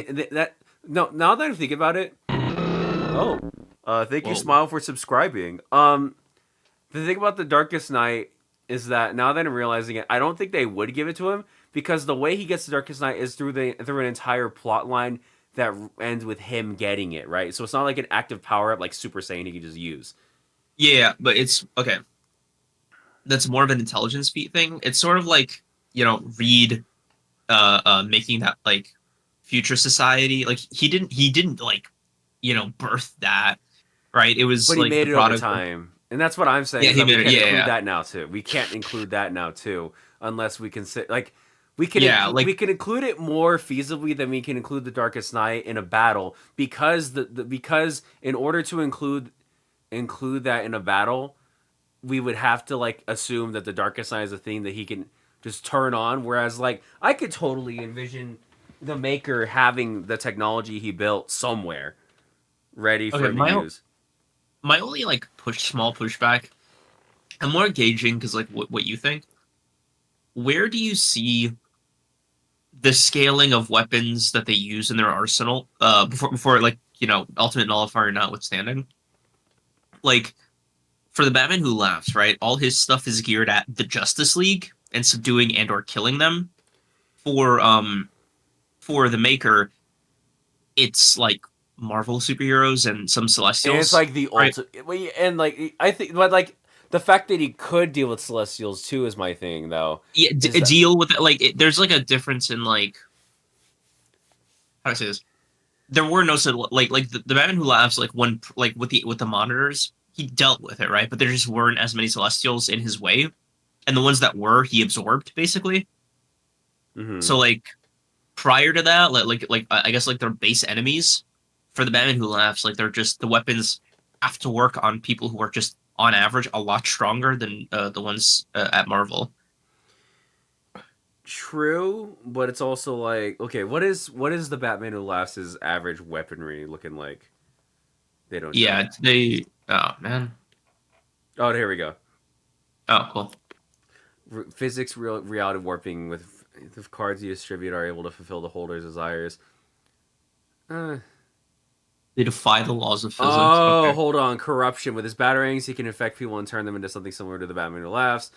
He learned magic. Oh yeah, he like learned magic. Mind manipulation. Oh, okay, never mind. I changed my mind. Because this actually, his arsenal is just better on. Oh my average. god, dude! I totally forgot about the Joker Venom part. Yeah, no, wait, you know what? Reading this, Yeah. I like never mind. I read that. I'm like, ooh. Their on-hand weaponry. I think the Batman Last is just better. Yeah, never mind. Wild. I think the Batman Last wins. Yeah, that's a difficult fight, but I think the Batman Last wins. Because his weaponry is just better, even though because he probably also likely has better fight IQ rather than real IQ. Mm-hmm. Okay. Yeah. I'll make That's what I mean, right? Like cunning, spur of the moment. Like Batman is just a more like he's like a blue collar version almost. Of the Maker. But like the Maker is ass when you're confronting him in person. Yeah. The Batman Who Laughs, like I'll put it like this, right? He's still Batman. Like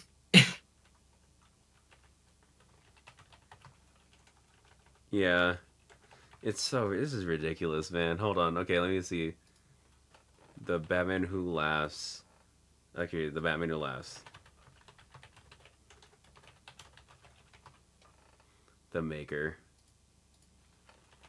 Alright, chat, get to work.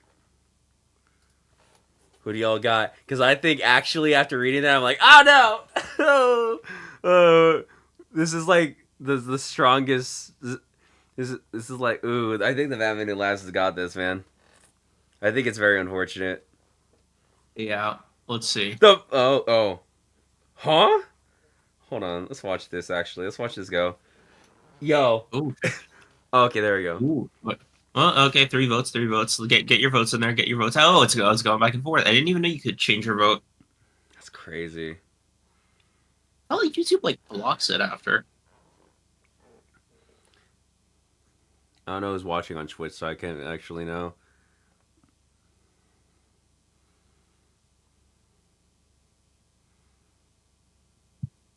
Yeah, it's looking.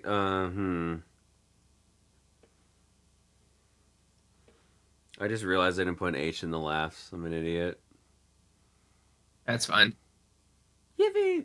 Okay, yeah, no, okay. Oh,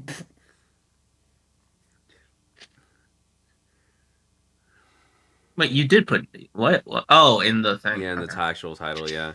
So this is what I'm thinking. Okay, walk me through it. Take my hand. How do you envision the death battle going? Okay, this is already off to a terrible start. Who starts? Like that's where it'll like decide. Oh, like who's picking the fight? Yeah, I think character is the Batman Who Laughs. Okay, if it's the Batman Who Laughs, he wins. If it's the Maker wins. No, I'm talking about how do you? Because I think the Batman Who Laughs wins, right? Yeah. So if it's the Batman Who Laughs instigating, he wins, right? But if it's the Maker who instigates, I think the Maker wins. I think whoever starts it will win it. I think it's like if that makes sense. Say that again? It's like an epic rap battle history. Oh, yeah. Whoever starts it will win, is my theory. It's a DJT, get it on, Teflon Don on the White House lawn. Oh my god. All right. No, I'm saying, like, how do you write this fight? Like, how do you think it's going? Oh, okay. So, I think with the Maker, his plan is just going to be, comprehensive. It's going to be the Batman Who Laughs reacting to everything. But if the Maker is launching this assault, he's probably watched him for a while, right? So he knows what his weapons are. He knows who his allies are. He knows what he's capable of, how he thinks, and he is going to tailor make a plan to counteract all of those steps, right? Unless the Batman Who Laughs literally merges with the Spectre off rip, which he's just not going to be able to do, then I just think Maker's plan is going to overwhelm everything he can think of. And if any part of it includes nth metal, like the Maker is able to travel multiverses, if he is able to find a universe that has nth metal and Oh, like that's what I was getting at though. Was that like he could totally no, but that's what I say. That's why I said if he's the one who starts it, right? Because like the maker doesn't start anything without like comprehensive planning first, right? So if he's the one instigating, it's not going to be like a straight encounter. He's going to plan it like meticulously and over a long period of time, and like dot his I's and cross his T's. But so will the Batman who laughs, right? I think that will work both ways. I just think the Batman who laughs is going to perform better despite losing to the maker's plans than vice versa. Like I think the maker is going to fall apart at the seams. Okay, so then, yeah, let's do this then, because neither one would start the fight if they weren't 100% sure they win. So here's what I'm thinking. Yeah, they're in a situation where they're both going after. Okay, so if they're both in a situation where they're both going after somebody, and then like the other one gets in the other one's way, and the fight starts there. How's that go? The Batman who laughs one. So write that fight for me. How does that fight go? Okay, let's say it's an initial clash. They're like Baker's posturing, big ego alert. The Batman who laughs is cackling, ear to ear, evil as shit. We live in a society. Yeah. He's he's just gonna be like, "Are you sure you want to do that?" And that's kind of where it starts escalating from there. They're gonna send out some feelers, and again, no nth metal. And the maker is just going to see that like this guy is just a little off. Whether he knows the reason why or he's able to come to that conclusion, I don't really know. That like he's from like an evil counter multiverse. Yeah, it seems like a huge step, and there's no precedent for it in his like reality. So like I don't know if he'll be able to come to that conclusion because he has no frame of reference for it. Like he has no reason to suspect anything beyond the multiverse existing to the same capacity, right? Yeah. Whereas like not only is the Batman who laughs like scope of reality a lot bigger, but he's also just aware of more cosmic beings and like specifically their roles, how to manipulate them, and he's also used to fighting stronger people. So I think after they like do their gadget swaps, like, oh, this gadget, what about this gadget? What about this gadget? Where it's really going to start falling apart for the maker is two important moves, right? The second he gets pricked with Joker venom. Yeah, okay, yeah. He's like, ooh, let's put a smile on your face. Yeah. The second he gets pricked with Joker venom, or, or third one, or like an nth middle playing card is like going up his asshole. Like, okay. All right. And then the last one is he starts using magic. Oh, yeah, okay. So that's why I think the Batman who laughs. What about you? Yeah, no, like that's how I would sort of envision it. The poll also 6 votes. The Batman who laughs overwhelming majority. I think one person voted for the maker. Like I think this one is the most like tight, to be honest with you, that we've done.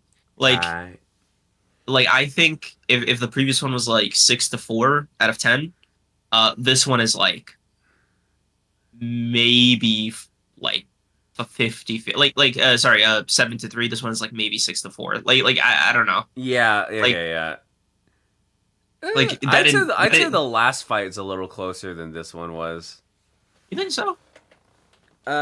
Because you know what? I'm not sure. I think that's what's difficult about the ones we came up with is that it's actually more difficult to come up to see it being an overwhelming. Someone said that they misclicked. Okay, never mind. Oh, brother. Yeah, no, I just think it's a little. I don't know. Now that I'm thinking about it. We should write in parentheses like what level of difficulty or like the odds. Yeah. Okay, so I'm thinking like Bakugo versus Shikamaru is like mid to high diff. We'll do like a ratio. So like I think Bakugo wins 6-7. Like yeah, really. I'd have him like at 7-3. Yeah. Like it's harder for Shikamaru. This one I think is 6-4.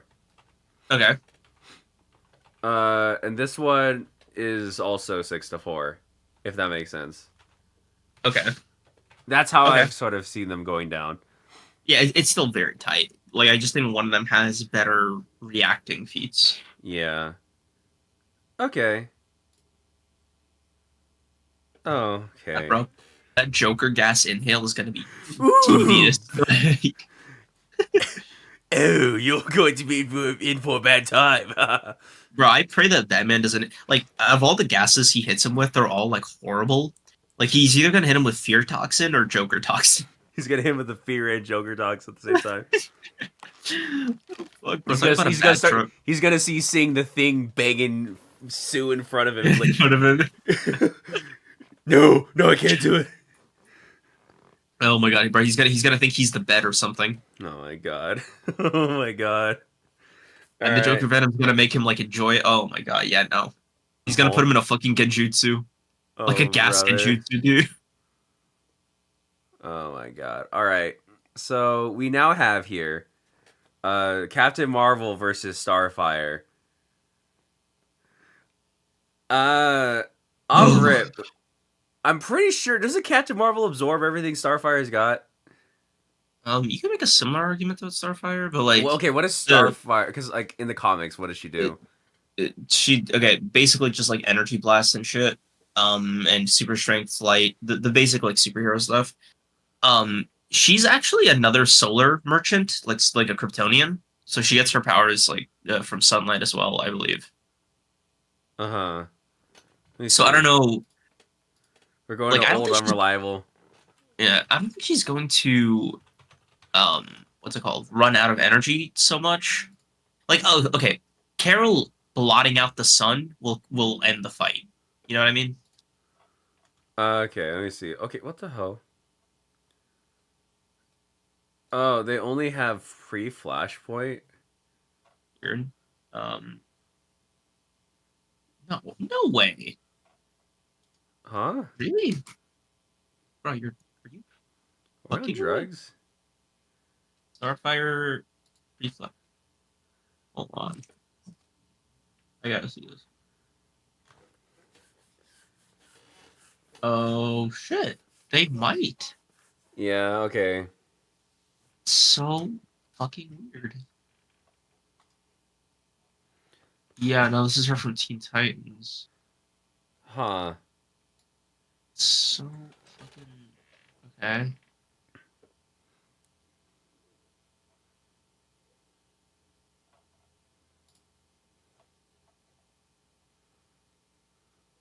Starfire. I guess free flashpoint is the only thing we can use.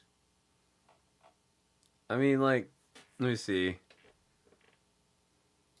So we have this one. Okay. What the heck? Actually, no. Hold on. New Earth. I guess this is the closest one. Yeah, present. Okay. Is that? You find that though. This is just the wiki. This is the DC fandom wiki. Oh, okay. Maybe I'm just on the power scaling one. The Versus Battle wiki don't got shit. Yeah. Okay. So yeah, let's see. Such a funny ass ability, by the way. Linguistic assimilation. Let me see. If she kisses you, she could learn your language. Interstellar travel, actually English, telepathic Pyrokinesis, immunity. yeah, like it's just energy, shit, and then like yeah. She wants to use it this apple. Regulation. Okay. Her species being able to give her certain suns. Yeah. So she's a solar merchant. It is very cool that she is able to like control that radiation to some degree. If you scroll up, it mentions it. Oh, Dre and Red Isidera, thank you for subscribing. Yeah, you got a crazy sound for that, by the way. It's Blaziken's. It's Blaziken's cry. Uh-huh. Yeah. Huh? Anyway, so energy absorption. See, she wants to use this application of her power to weaken a group of Kryptonians who otherwise required solar radiation to maintain their superpower. Oh, okay. So she can absorb it just as well. So like, I guess like the question is like absorption. Oh, she can strength. absorb like the radiation of like from other life. Oh, wait, that's true though. But that means she can also. It's basically a net negation. So this all comes down to who's hitting the other one harder. Harder, yeah. Like who's winning the tug of war? Okay, So I'm thinking. Let me have a look real quick. Let me look up. Because admittedly, like I think off the dome, I think Captain Marvel has slightly better absorption feats, but That's don't what I quote me on that. figured. Let me look. Let me look at anti-fandom. It's so Okay. funny, 'cause, like even in the movies, if you want to consider that her strongest form, she was able to like tank hits from like a guy holding the Infinity Gauntlet. Yeah, which is insane. Oh, high 3A via modern Captain Marvel powers and abilities. Greater extrasensory perception, greater absorption, durability, negation, explosion manipulation, weapon creation, life manipulation, Uh, I've supernatural not power. seen it. Her AP is high universal.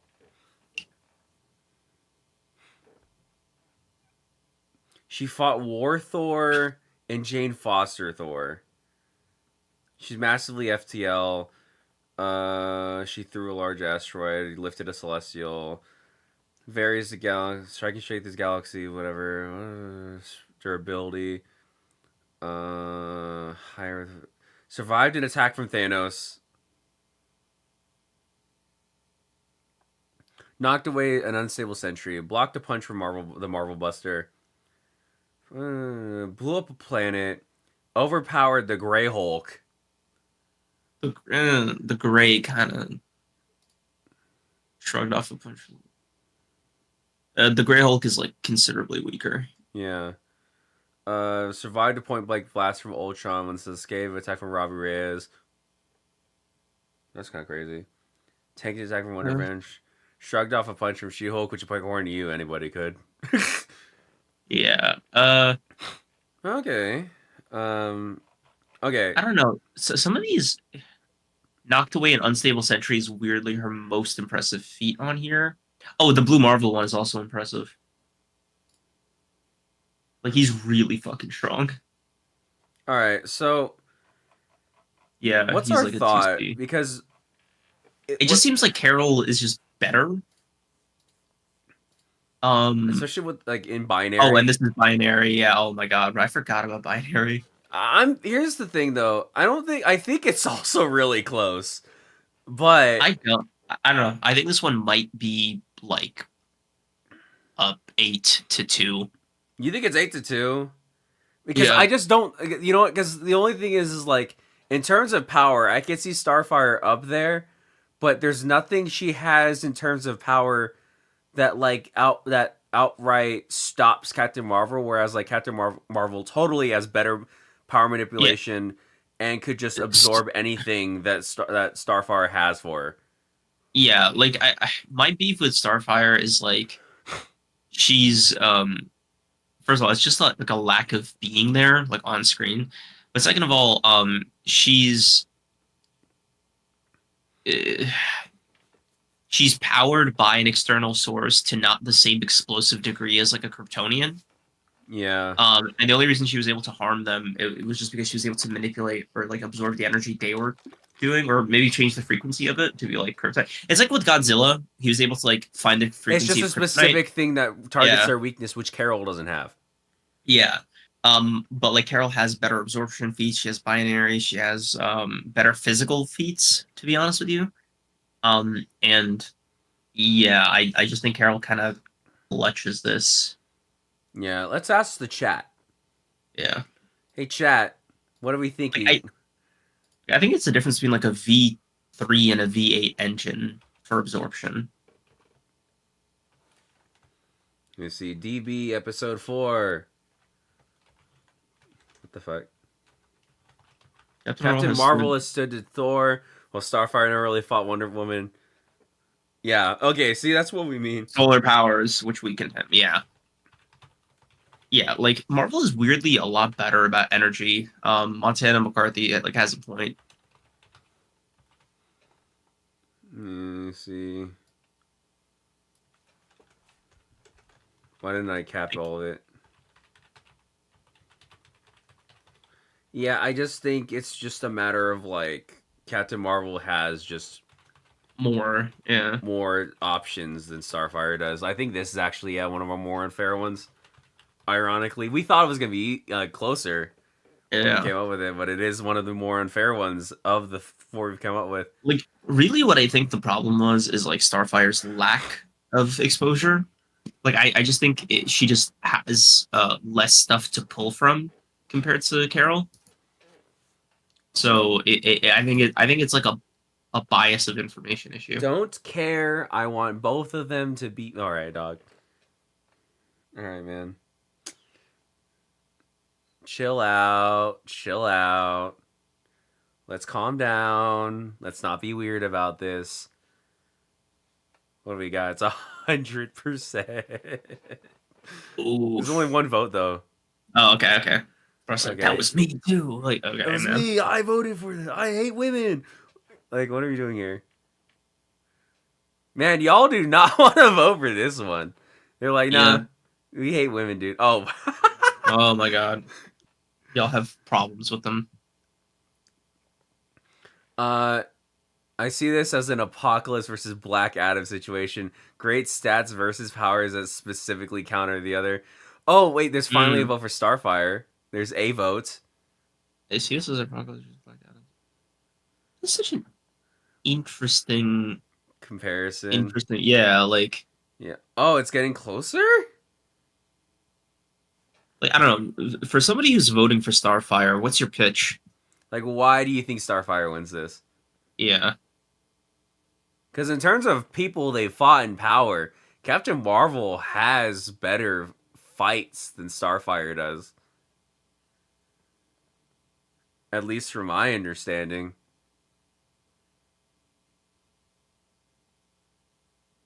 Someone's going to say Teen Titans. Someone's going to say, they she fought Trigon. I'm going to be like, shut the fuck up.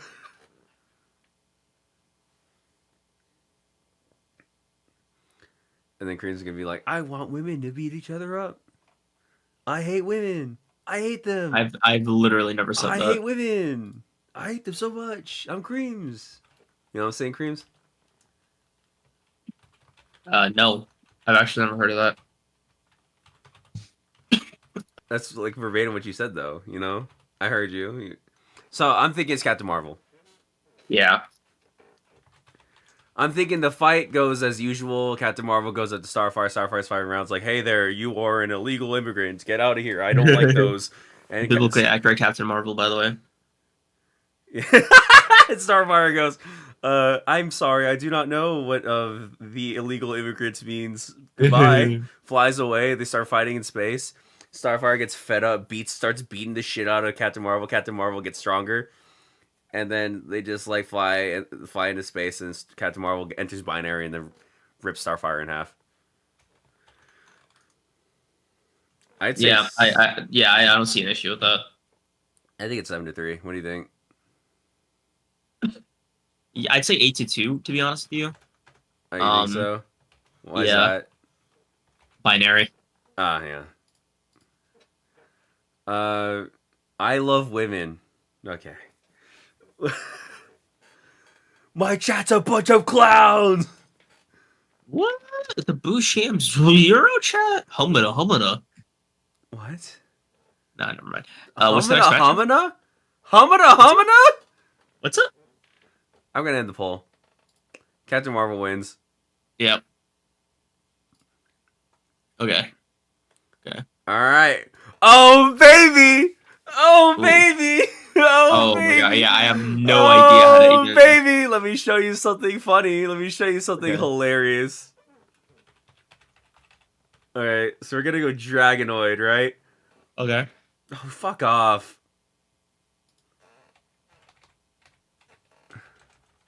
I think they have it for some, but not all. What the fuck? This is bullshit. Chat, this is bullshit. Oh, kiss my ass, man. Dude, they are sabotaging you, man. They don't want me to do this. They don't want me to show Dragonoid.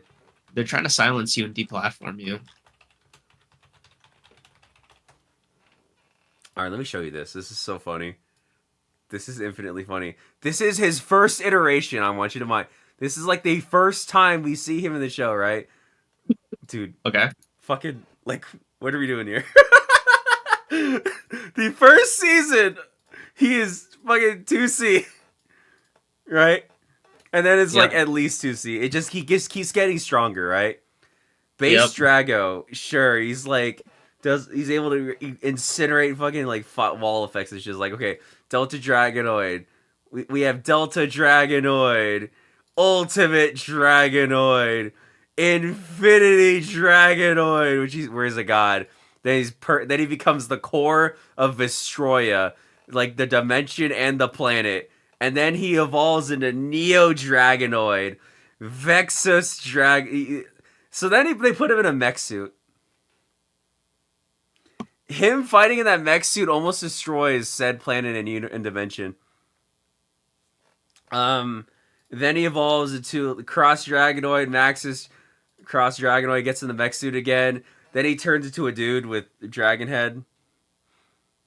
And so like every iteration, he just gets slightly stronger with power-ups that like just, oh my god. Aero Blitz Dragonoid, right? Like it's basically just like if Fusion Dragonoid is the form we're going to be considering for the sake of this fight, he's just a dude.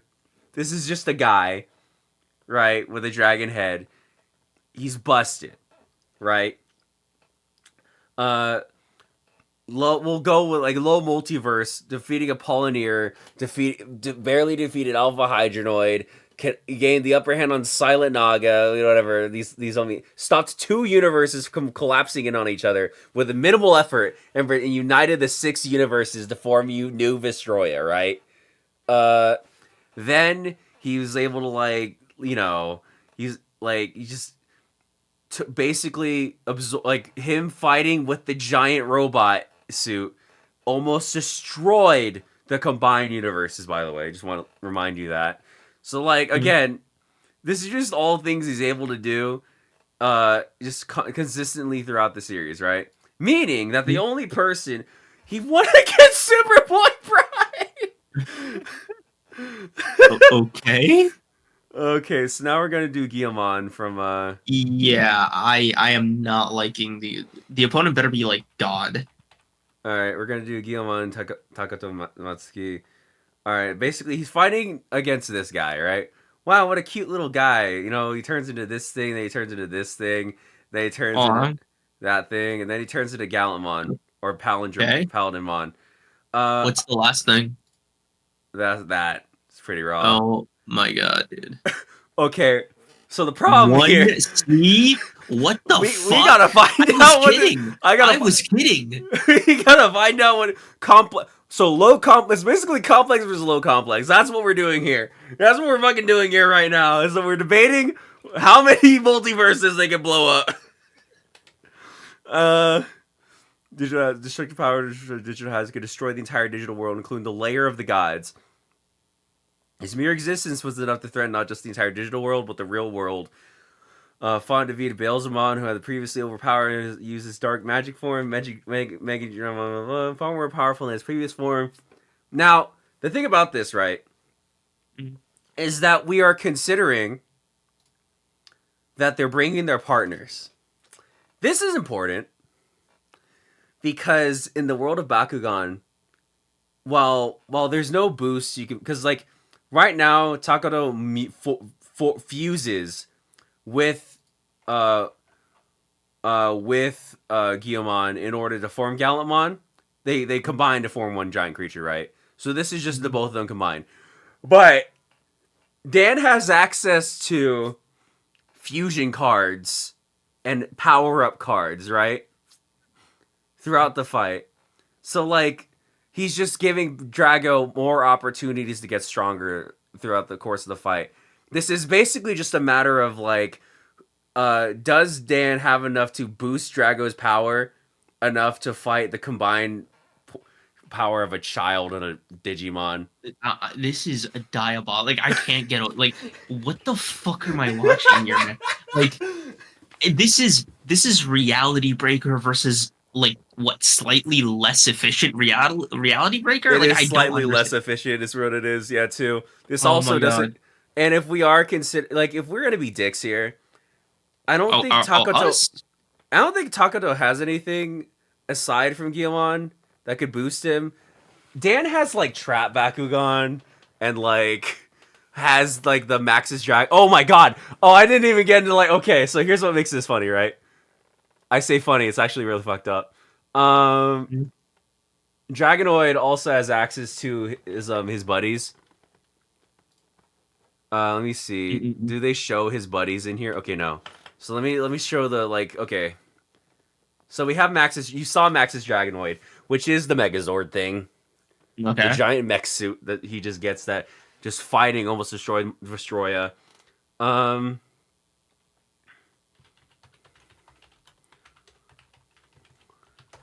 This is the Dragonoid Colossus. This is just a giant robot he gets. So let me see. All Gallantmon has to do is kill Dan so Drago can't. Okay, we're not doing this. We're not doing this meme. He's just gotta kill the kid. Okay. It's the same thing. Dan just gotta see Guilmon before Takuto's digivolves him and just nuke him while he's still there, dog. We're not doing this right now. So like he has access to the Dragonoid Colossus who Drago can fight alongside, and is cited to being as powerful, if not slightly more powerful than Dragonoid. If we're gonna be giving him this, do we give him this? Do we give Dragonoid the Dragonoid Colossus? Dude, I don't even. Sure. Like...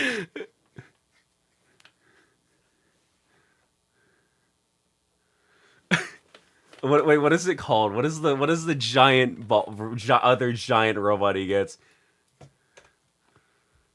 Is it Dragonoid Maximus? No, it's a theory. It's a hype. It's a Dragonoid Destroyer. Is it Dragonoid? Yes. This is the Dragonoid Destroyer. This is the Dragonoid Destroyer, man. This is another giant mech suit, a separate mech suit that Drago gets, that he hops into, that also launches other tiny Bakugan, launches other Bakugan at the opponent. Basically, this is getting out of hand. Like this is actually getting out of hand. Gallantmon, bro, what are we doing anymore? Like, you know what? We're arguing, man. Who's a stronger god of the sea, Poseidon or Neptune? Like what are we doing? What are we doing? How many infinities stronger is Drago than Gallantmon? Bro, flip a coin? I don't know. This might be the first 9-to-1 ratio. Okay, no, sorry, not 9-to-1. It might be the first 5-5. The thing is, though, right? I'm genuinely thinking that it's a high diff victory. As much as I love to meme the fact that my name is, it's like, well, you know what? As much as I like to meme that, what are we gonna do? The odds are stacked against you, back against the wall. Got to give it your all. I'm personally thinking it's a high diff victory for the Digimon team. Gallantmon just has a little more in the tank that give him everything. Yeah, if we give him everything, that's what I mean, is that it becomes high diff, but Gallantmon will slightly edge over because Gallantmon represents the pinnacle of the Digimon universe, which includes outerversal gods. So yeah, it's a victory, but it's gonna be the hardest fought victory of his life, dude. I knew that if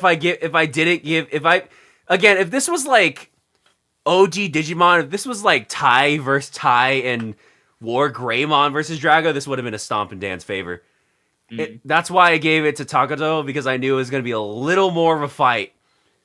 But I think it's a very, very high diff victory for him. Because he's just one more infinity higher. Oh my god, I think I hate you for doing this. You know what I mean, guys? I think it's a little more, it's a little more. But Dan's gonna go, Drago! We got this. Yes, we do, Dan. Ability activate. You know, that type shit. And then it's just gonna be a bunch of...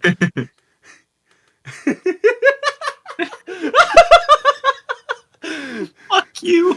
Fuck you. Listen, man, the battle's gonna start. It's gonna be like, a long time ago, a lot of these cards started raining down everywhere. At first they seemed harmless enough, so me and some kids decided to make it a cool new game. That's when we realized they weren't just harmless games after all. They were filled with incredible creatures from another world. My name is Dan. And together with my friends, Bruno, Marucho, Julie, Alice, not to mention Mr. Hotshot himself, Shun. Oh wait, I did it out of war. Shit! We are the Bakugan Battle Brawlers. Oh my god. Said disasters. There's a Digimon that causes near world-ending disasters just by existing.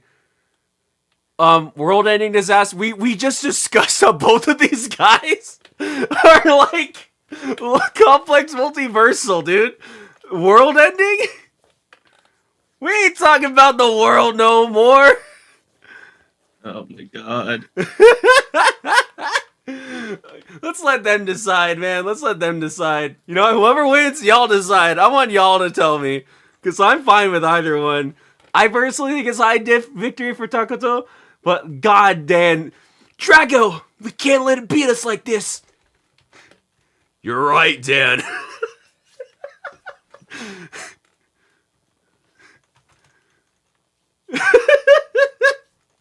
Let's move on. Like, we just put up the poll, dude. Like, with this yellow card. Like, red card. Like, we cease and desist. Versus Fusion Dragonoid, who wins?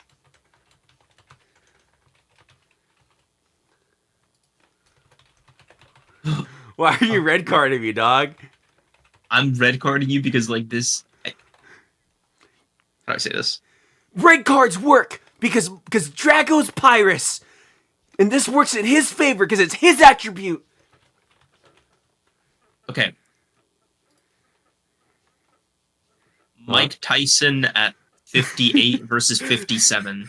You know what? Like that's kind of what this sounds like. It's so technical, it's so dorky, but it's like you're spending all this time to say, well, no, you don't understand. 12 months over a period of time. You see, the cells don't. Oh really my change. god!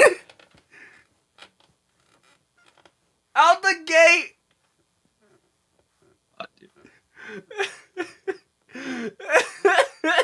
Oh my god!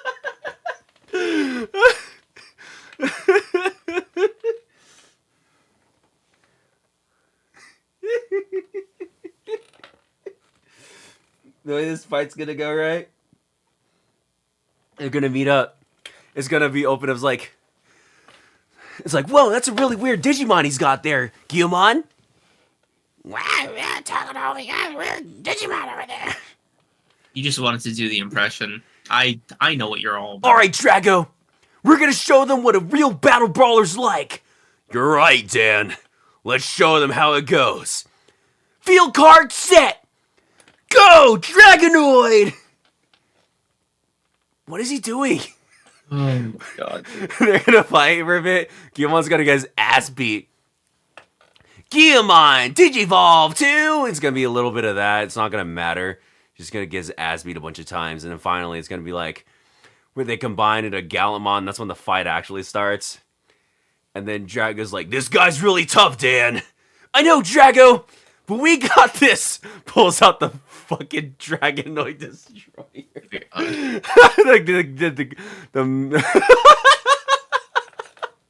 Pulls out this motherfucker. God, dude. It's not gonna matter. Gallantmon's gonna bust through them and shit. And then eventually it's gonna be like, come on, Drago! We can't give up! You're right, Dan. And then the guy turns red and kills Dragonoid. That's how it's gonna end. Got that out of your system? What do you mean?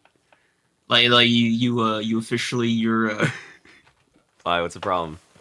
Are you mad about this, man? Are you upset? I think. I'll be honest with you. I kind of doubt your intentions with this one. I think you just wanted to have these like little anime dudes with dragon stands and like the powers of God go at each other. It's because I it's think the you only one that's actually just not a stomp. They're the only verses who are equivalent. That's why. It might be too equivalent. Like it almost feels like sabotaging in a way because like it's just 50-50. So you think like I think it's 5-5. You think like if so then Alice shows up, she's like, "Go, Alpha Hydronoid! We'll beat him, Alice. That's right, Alice." You think that's what's gonna happen, man?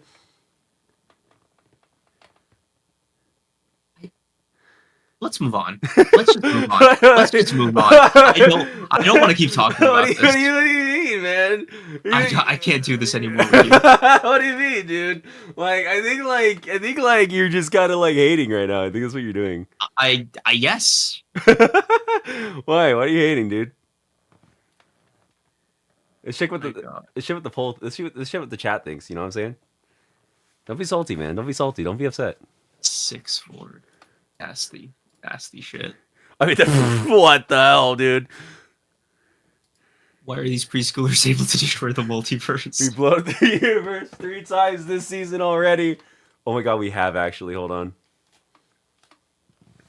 It sucks that the most down-to-earth battle we've had on here was Bakugo versus Shikamaru. You think about that? Say it again? The most down-to-earth battle we've had was Shikamaru versus Bakugo. Such brain rot. Yeah, this kind of escalated a lot more than I thought it did. Maybe we should have reordered it. Well, by, you know, like, power levels. Listen, what are you gonna do, man? The odds are stacked against you. Back against the wall, you got to give it your all. Because this is the final stand, and the power is in your hand. Because 2 worlds collide on the inside. And you know what? You got to fight for what's right before it's gone. Everybody gone. Everybody boo this man. Oh, well, no, don't boo me. Because we're don't boo me. We're in real shit now. Oh, fuck yes. Oh, fuck yes. They're both... God, bro, I actually hate... I think I hated you a little bit after that. Like, Why? I never wanted a pocket monster, a card monster. Like, never again. Next, like you know, I could... You know what? You keep talking like that. I could change this debate to be another Bakugan versus another Digimon, dude. You keep talking like that to me, man. You know, I'd like to apologize.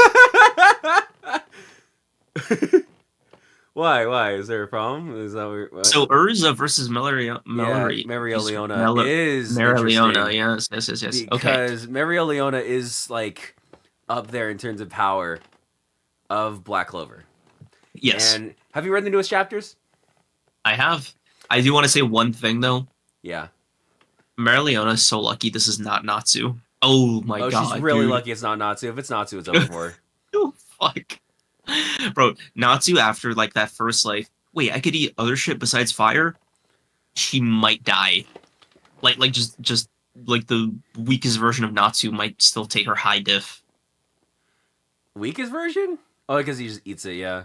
Yeah, because it's just fire. Like there's no other trick to it. Yeah, okay, so what this and like fight her ultimate form where she essentially becomes like fire, it's like Ace. It's basically just Ace versus Natsu, except Ace has slightly more AP this time. Yeah, like she actually gets weaker fighting Natsu the stronger she gets generally. Like it's so funny. Like her strongest form against Natsu would be like where she has like the most human form basically. Can Mereoleona summon the dead? We'll get to that. We'll wait, what? What? Wait, what? Why'd you say that? The fuck? What are you reading? The chat. Why did she can summon the dead? No, wait. She's not Lucius. Like that's just a thing he does. Because I think he's asking. Or I might be generous here, but I think he's asking if like Lucius's ability to resurrect the dead applies to her as well. But like, no. Let's just move on. Yeah. Okay. Whatever. Okay. So here's the thing, right? This literally only comes down to AP. Because Okay. there's no hacks going on here. This is all AV. There really isn't. Yeah, like the most hacks at play are just Urza's different forms. And like that's not gonna matter to Mario Leona, who could just burn through it. Yeah. So this comes to me on like it is by a narrow ass margin that I think Urza wins. Yeah. Because in terms of physical stats, she like okay, I'll put it to you like this, right? No powers, she might rip her in half. Oh, well, again, not even no power. We're just talking about like that's why I was saying that like it's like the 1v1v1v1v1 of Magi versus Black Clover versus Fairy Tail versus Seven Deadly Sins is interesting. Is because Fairy Tail mages aren't like physically strong because of magic. They're just like that, yeah. Yeah, they're just like that. They're just like the part that always kills me, like my favorite Urza feat, because it's so stupid and it was ass in the story, but I find it so amusing, is when she just came in the middle of like Natsu and Gray in like their strongest forms, about to launch their strongest attacks at each other, and just caught them. Yeah, while injured. Yeah, after like she got like broke all the bones in her body, cutting and still cut a meter. Oh my god, dude, that fight with Irina. I don't even know how strong. Like, I genuinely could not tell you how durable Urza is, because the amount of damage. Sirion is literally one of the strongest characters in the verse. Like, I truly don't know, because Urza just her. Yeah. Like Urza is, her pronouns are that bitch. So yeah, and she should like treat me like an odd. What? Hey, get in line. So listen, I think the main takeaway about this fight is, right, where you think or how hot you think or like how Marileona's fire factors into the equation. Because Urza outstats her in basically everything except like hacks, not even hacks, but like abilities. So like for her it's swords, for Marileona it's fire, right? Yeah, and the thing about it is like, so someone also says, just want to add a disclaimer. Marileona isn't like a pushover physically. It's just fairy tale characters are busted. Yeah, Marileona also, her physical strength is not because of her magic. It's just because she's that strong. Yeah, like she can use mana zone. Yeah, like there's mana. Yeah, well, that will just increase her range of where she can hit. Not necessarily like, because again, yes, but it also means she could like fight on air and shit. But so can Urza. Yeah. I know, I'm trying here. Yeah, let me see. She literally has an ability to summon an army of her fallen comrades in the latest chapters. Yeah, but like, that's cool. Urza pulls out 1,000 swords and launches them all at her fallen comrades. Because her fallen comrades are not as strong as Urza, and they're not as strong as Marileona. It's a null point, I think. It's not going to matter. Yeah, also, Urza has better durability and endurance. Like, I think, especially depending on like which form Urza takes, like which equip she has on. Someone says, "See, Empress." It's okay, but the thing about that is that like in Fairy Tail universe, the armor never matters. Like Urza usually like uses all of them, and they don't do shit. Okay, because the adamantine armor always breaks. The Sea Empress armor doesn't matter against opponents that I should work against. So she usually only defaults to like Goodbye Fairy Tail in this one. Which this one, for a reason, this one. Speed is just crazy, yeah. Because that's all like, Urza really needs. Like, it's all offense. Like this is just her on full offense. Because defense is not going to matter for this fight. Yeah, also, like, again, the damage Marileona would need to do to Urza is just, like, not the same reversed. You would need to kill her. You would just need to kill her. You, like, no hurting her.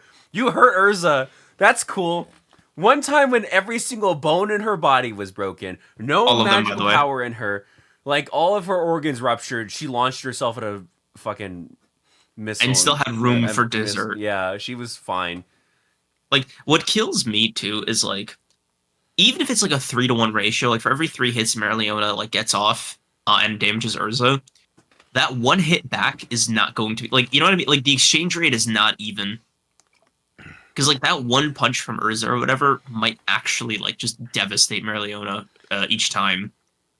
I high key think that like Oh, we never thought about. Oh no, I did do the way the fight goes in the last one we talked about. You didn't like it, because you're a hater. Yes. But this fight, Did she destroy a meteor? did Hold on. Leona? Oh, you know she did. Leona kind. No, Leona destroyed a giant. Oh no, and to be fair, it was a giant made entirely of like anti-magic shit.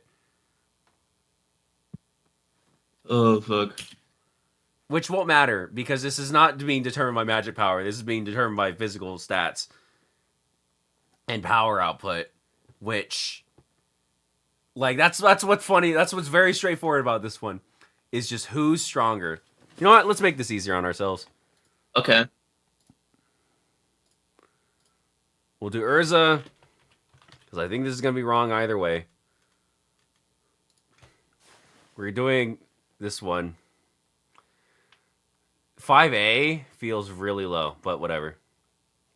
We'll go with it. Faster than light, large planet, still feels wrong. Whatever. Gifted intelligence. Nah, this bitch is stupid. Yeah. Oh, dude, Urza's so adorable. She's the dumbest bitch alive. Like she's so fucking stupid. She's so dumb. Just nothing going on in there. Nothing going on in there, and I absolutely love her. Yeah, okay, so even then, like, the highest that the series gives Maria Leona is multi-continent. Yeah, like unless Mary Leona comes strapped with like cake. Yeah, like, and just appeals to her, whatever. Hellfire Incarnate, fire, basically fire, life, magic itself. Yeah, so this is not a stomp. Okay, well, it might be a stomp. We'll see. Basically, Maria Leona doesn't have anything that will make Urza stop. Right? Yeah. But like Urza has something that'll make Mary Leona stop. Yeah. Because like, okay. I'll put it like this, right?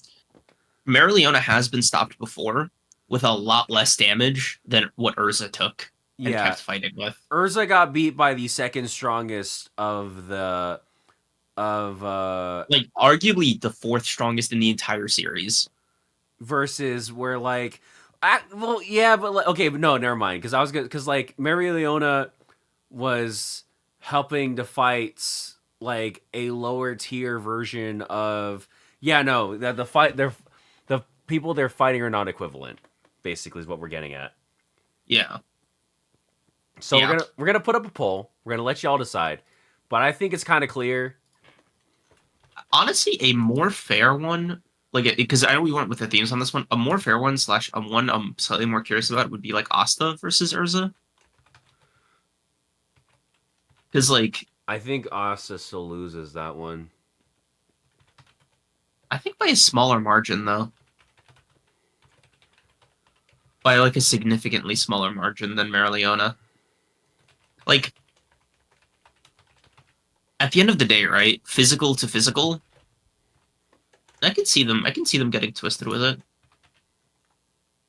Yeah. Here we go. Vote.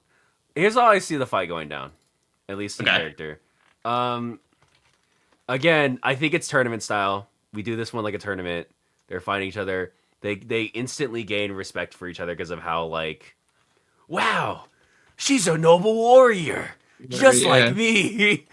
They just start boxing. Mary Leona quickly starts incinerating a lot of like Urza's like weaponry, as usual happens, and then Urza finally goes like, fine. It seems that our defense is not the way to go. Puts on the basically nothing armor, boxes for a bit, and then finally it does the final swing.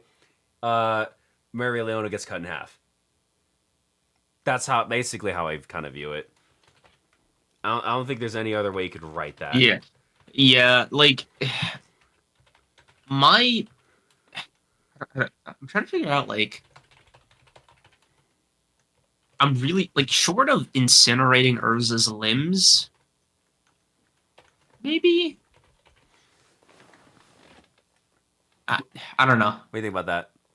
Yeah, 7-3 is like, yeah, I respect it. Yeah. God, bro, how is it that these are becoming more stomps? Like the more we Because talk you know about what, we quickly I'm actually realized losing my mind. We quickly realize, you know what? We quickly realize why it's difficult is because the thematic for different series usually doesn't line up With the power of different series. Yeah, and that's why Death Battle has that problem.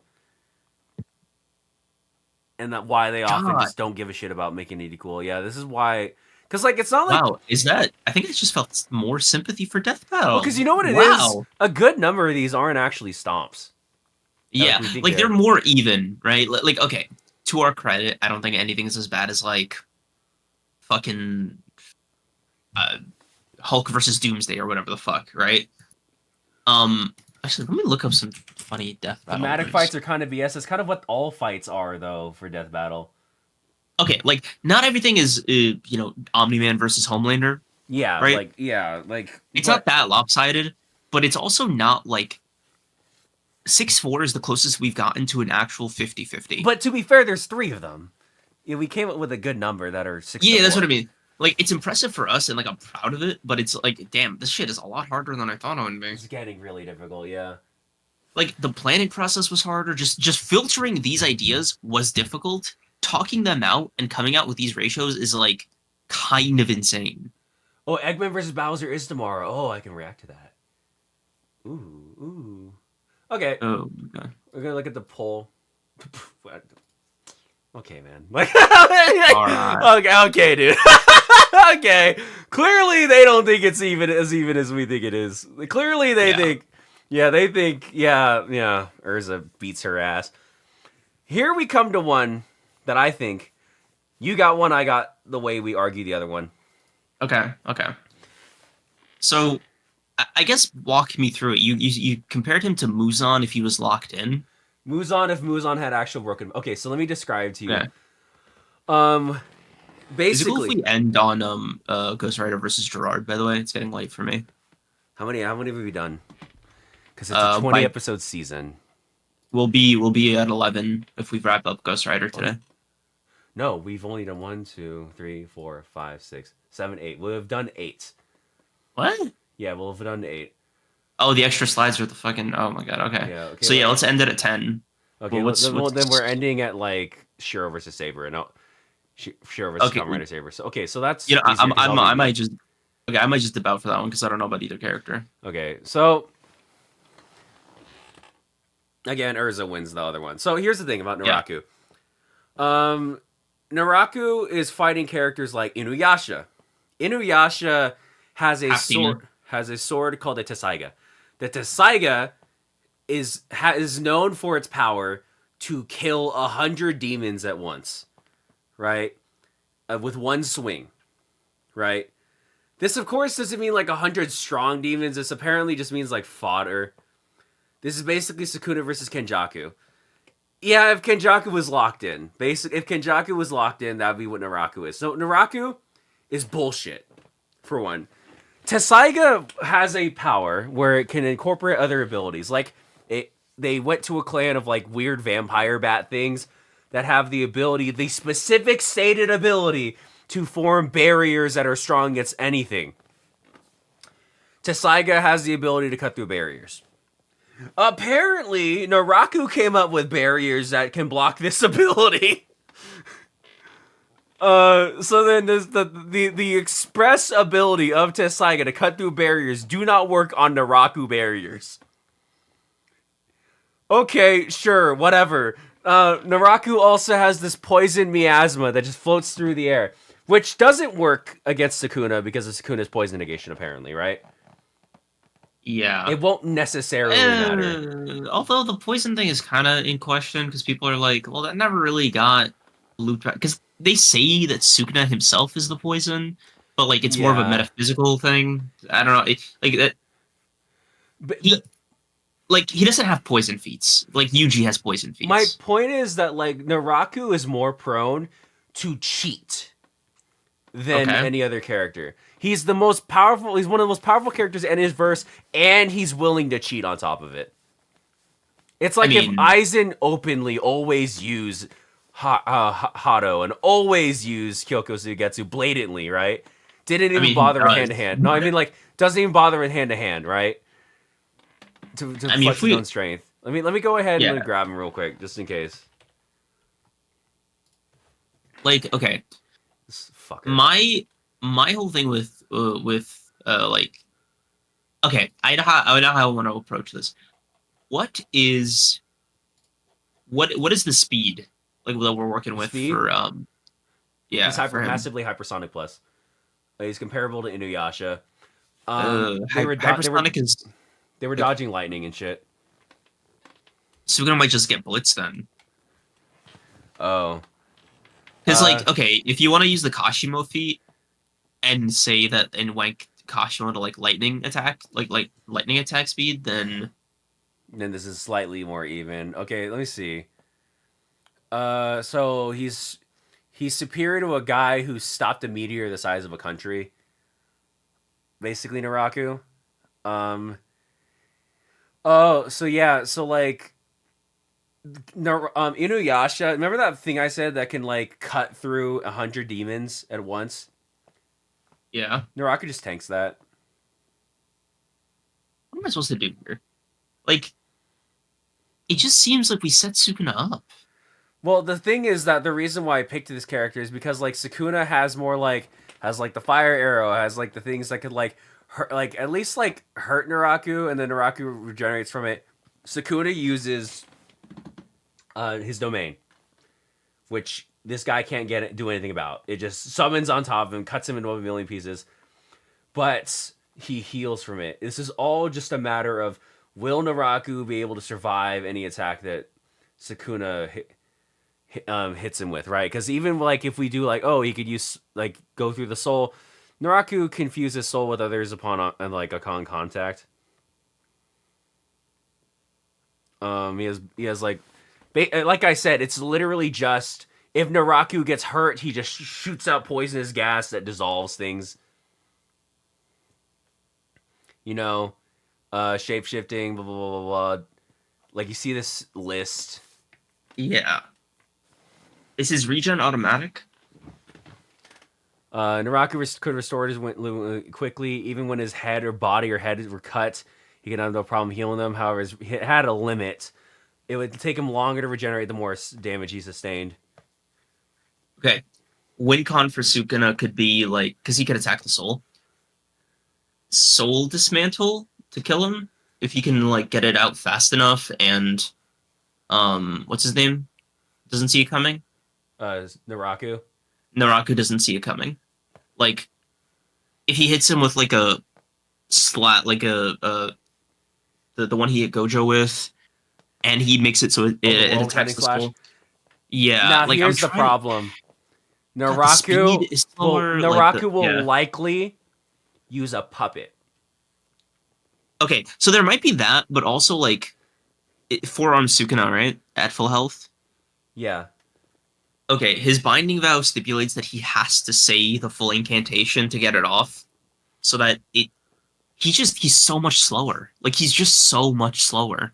Like that's really the only problem that I'm seeing here, because a lot of Sukuna's abilities are shit that's just breaking the rules of JJK, like counter domains and fucking barrier techniques. Like a lot of JJK fights, like the ones that aren't like slightly hypersonic combat speeds, like with Sukuna versus Gojo, are literally just standing still and like trying to outwill each other. So I don't know, like if a guy's just moving, he has no like Naraku doesn't have any incentive to stop moving. Yeah. So I don't know. It just feels like this might be a stomp. Oh, I gotta go pee. No problem. I think the issue with this is that the thing that made Muzan versus Sukuna so like a pretty decent debate, but that Sukuna would outlast Muzan, was that Muzan didn't have any power to dish out equivalent.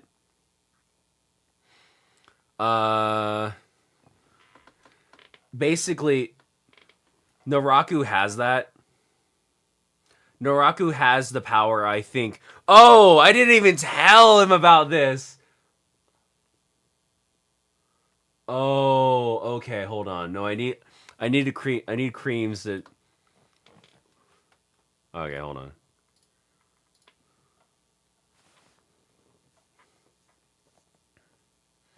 Because I forgot he can do this. I forgot he can just show illusions.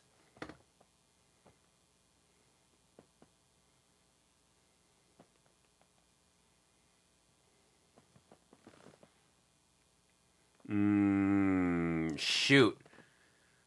That makes this okay. Naraku just has way more feats, way more options. Oh, and the wasps! Oh. Oh, I'm stupid. Oh, yeah, no. Naraku just has way more win cons. Oh, and I forgot he can manipulate fire! Oh, my God, wait. Oh, no, wait. Oh, shit. I forgot he can do that. Oh, I forgot he could do that. Oh, yeah, no, it's kind of over, yeah. I'll put the poll up. Y'all can decide. I'm thinking Naraku kills this man. Naraku's gonna kill this man.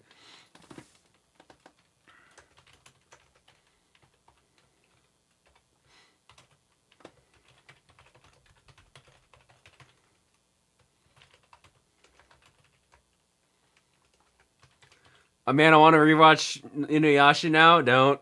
I don't like Inuyasha. The issue I have with Inuyasha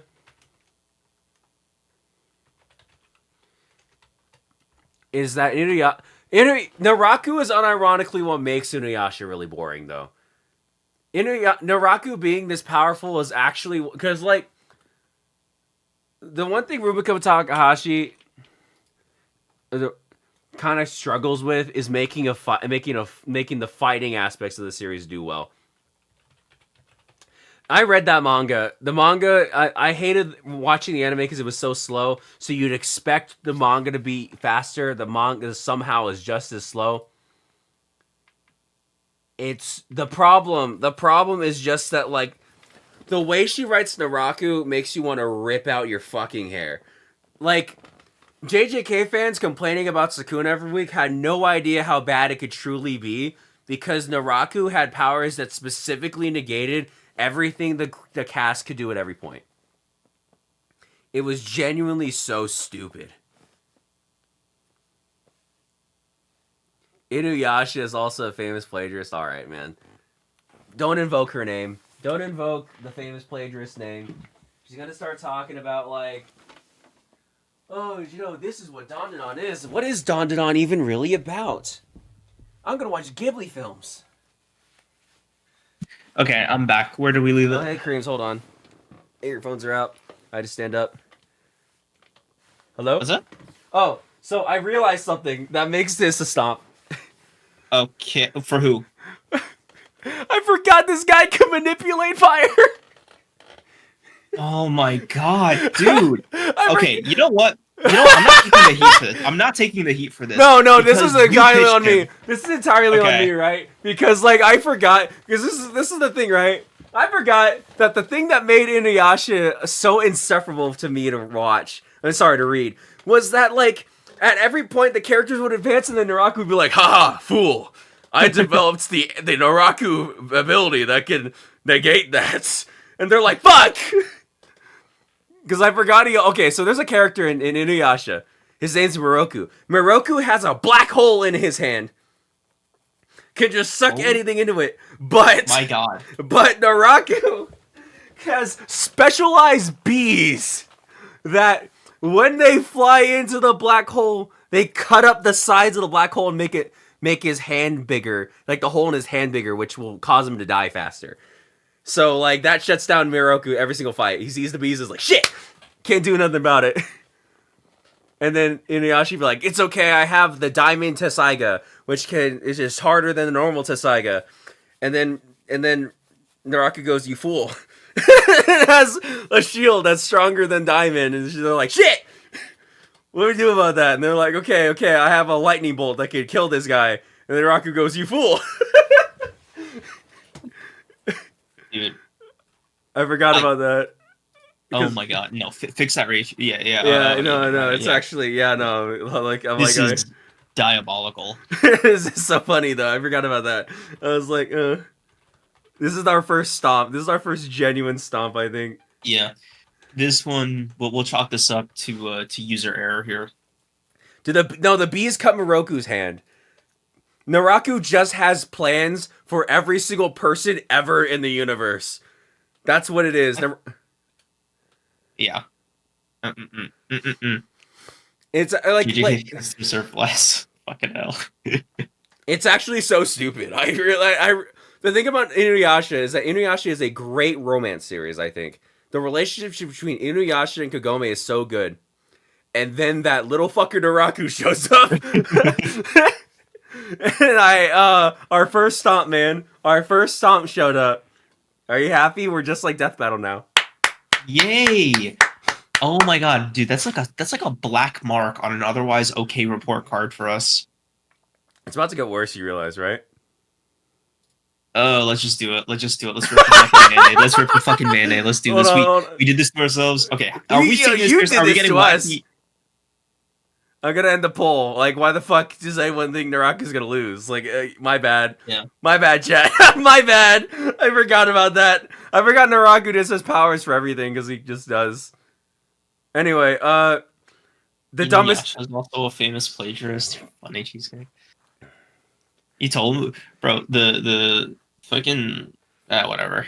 Where were we? We're on the dumbest debate of all time. Okay, let's just get this out of the way, right? We're gonna wank blank. We're gonna wank Bleach as high as possible. Okay. So I would like. Let's set some ground rules, right? Let's set the table. Let's take a breath here, right? Let's not go crazy. Are we allowing Johnny Blaze to switch out? Yes or no? Because that will dictate. Yes. Yes. If we're wanking Bleach as high as possible, yes.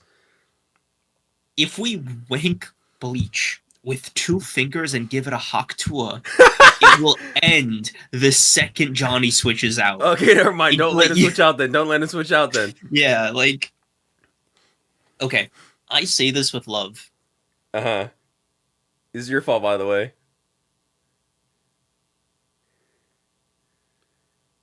The best thing he can do is keep giving him the penance stare every time he respawns. This is the whole fight. This is the whole fight. Ready? Here we go. Gerard Valkyrie, your sins are immeasurable. You will be judged. My epitaph is M for the miracle.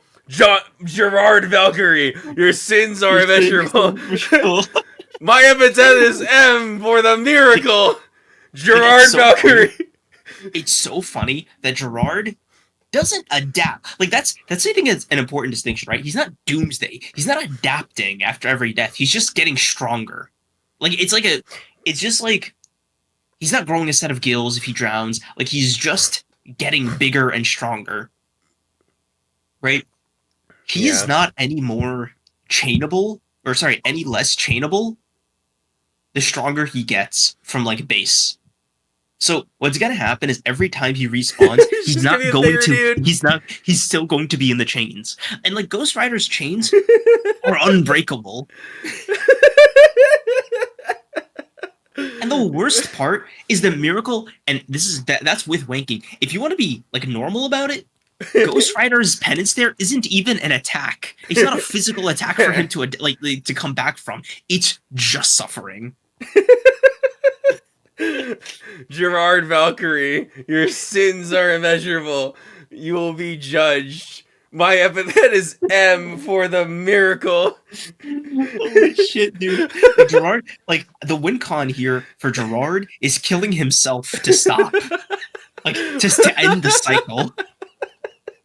Alright, now let's give him Zarathos. What happens? Zarathos is dragging every atom of Gerard's body, soul, mind, spirit, his heart, whatever the fuck you want to call it, the miracle too, all the way down to hell on the back of his motorcycle. He's going to literally drag him across the pavement of reality. Wait, I remember Tekking 101 theorizing that Gerard can be taken down by the guy from Squad 4, the doctor dude. Why? Why does he think that? He is going to open the gates of hell, right? Have the highway there, crank the motor 3 times, and literally drag Gerard's skin across Why the did you pavement of pick hell. this? Because I thought it would be funny. It's like, pretty this funny. is just a it's gimme. Pretty, yeah. It's pretty funny though, man. It's like, pretty it's so funny. funny. Because like it's the most fun with Johnny, right? Like, hey, watch this. This is the thread.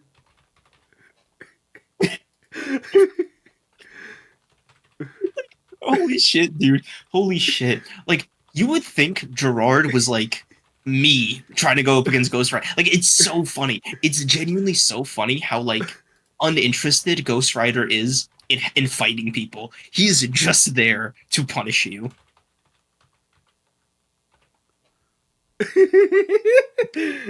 Yo, look at the poll. He's so for real. Be so for real, dude. Be so for real. It's because of his Shikai which healed. Oh my god, wait, you're right. Because if you don't kill Gerard, you just heal him, what is he gonna do? Oh yeah, that's what I was trying to say. Like, he's not killing him. Like Ghost Rider, like, that's, I was wanking Gerard when I said he'd adapt, right? He'd still be trapped, but like Ghost Rider is going to keep burning him with his sins over and over and over again. Like, you don't understand. If Ghost Rider ever releases those chains, Gerard is going to be a different person by the end. Like, that's the only situation. Like, he is going to come out like Thorfinn. My epithet is M for the miracle. My epithet is M for all the mistakes I've made in my life that I now have to repent for. Be so for real.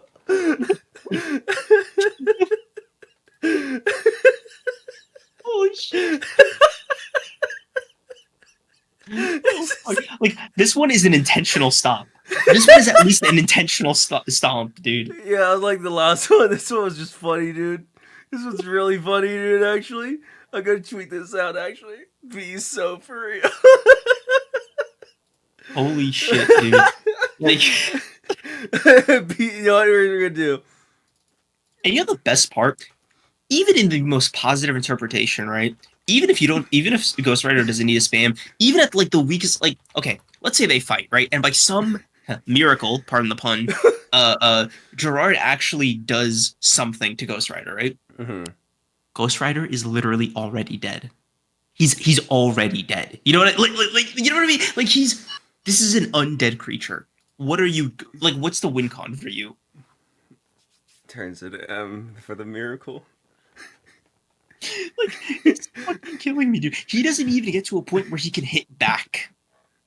Be so for real, dude. Be so for real.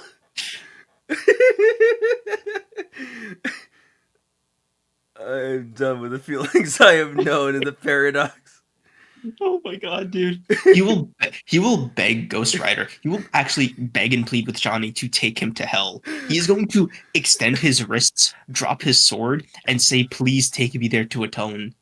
We already won. It's already over. It's so fucking crazy. All right. It's genuinely disgusting. Oh my god, it's a debate. It's a debate for real. Okay, so we need to watch this again. Okay.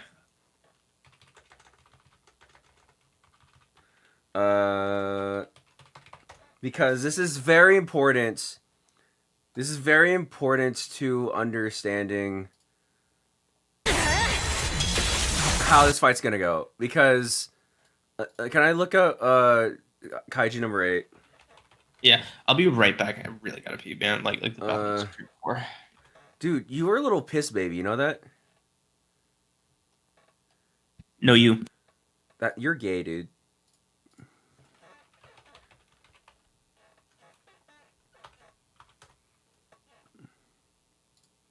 All right, here we go.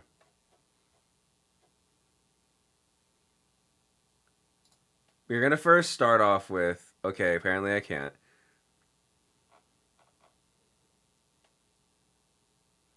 What are we? What's? Okay. Hello? Oh, okay, I'm stupid. DZZ characters react to lasers. Yeah, so that's what we're gonna have to consider here. We're doing we are of course doing Soshiro Hoshina from Kaiju number 8 versus the Void Hunter herself, Hoshimi Miyabi. Alright, so here's the thing, right? We are first going to look at Hoshina first. Because base form is not going to be considered. We are not even going to consider, we're going to consider Hoshina with weapons number 10. With Kaiju number 10, right? So, basically, we are assuming that he is high 7A, like with 77%, 100, whatever. Right? So here's the thing. Personal skills. We have all this. He has attack deflection. He's basically just sword guy. Super sword guy. He has number weapon skills. He can cause people fear with his aura, shit like that. He can corrupt. He can evolve in terms of power, air manipulation. He has multiple. He has the limbs because of the tail and all that. So he has just more ability to cut. Let me see. Yeah, none of this is gonna be important. Here's what it is: mountain level plus. Higher with 97%. Blah, blah, blah, strongest techniques. Okay, so his highs are gonna be better, but I'm likely believing he's slower. I'm thinking he's a lot slower than Hoshimi Miyabi is. You see, Blake, you're not dealing with. But the thing is, we're not doing Blake. We're doing Hoshimi Miyabi. So that's why, okay. So here's the thing, right? If we are considering that it's a mountain level plus, his AP is a lot higher than Hoshimi Miyabi's is. So here's the problem we're running into. We're gonna already. Miyabi is not stronger. She's faster. So here's the thing. So Hoshina with the number suit is mountain level. Level plus, right? So that means his AP is higher than hers. What we're gonna look at here is her highest AP feat. Okay. At least seen here. What's the speed difference? She's over there. Oh, ZZZ characters dodge lasers. So my question is, so right? It's literally high hypersonic versus light speed, and then however strong you think this is. Let's find out how strong we think this is real quick.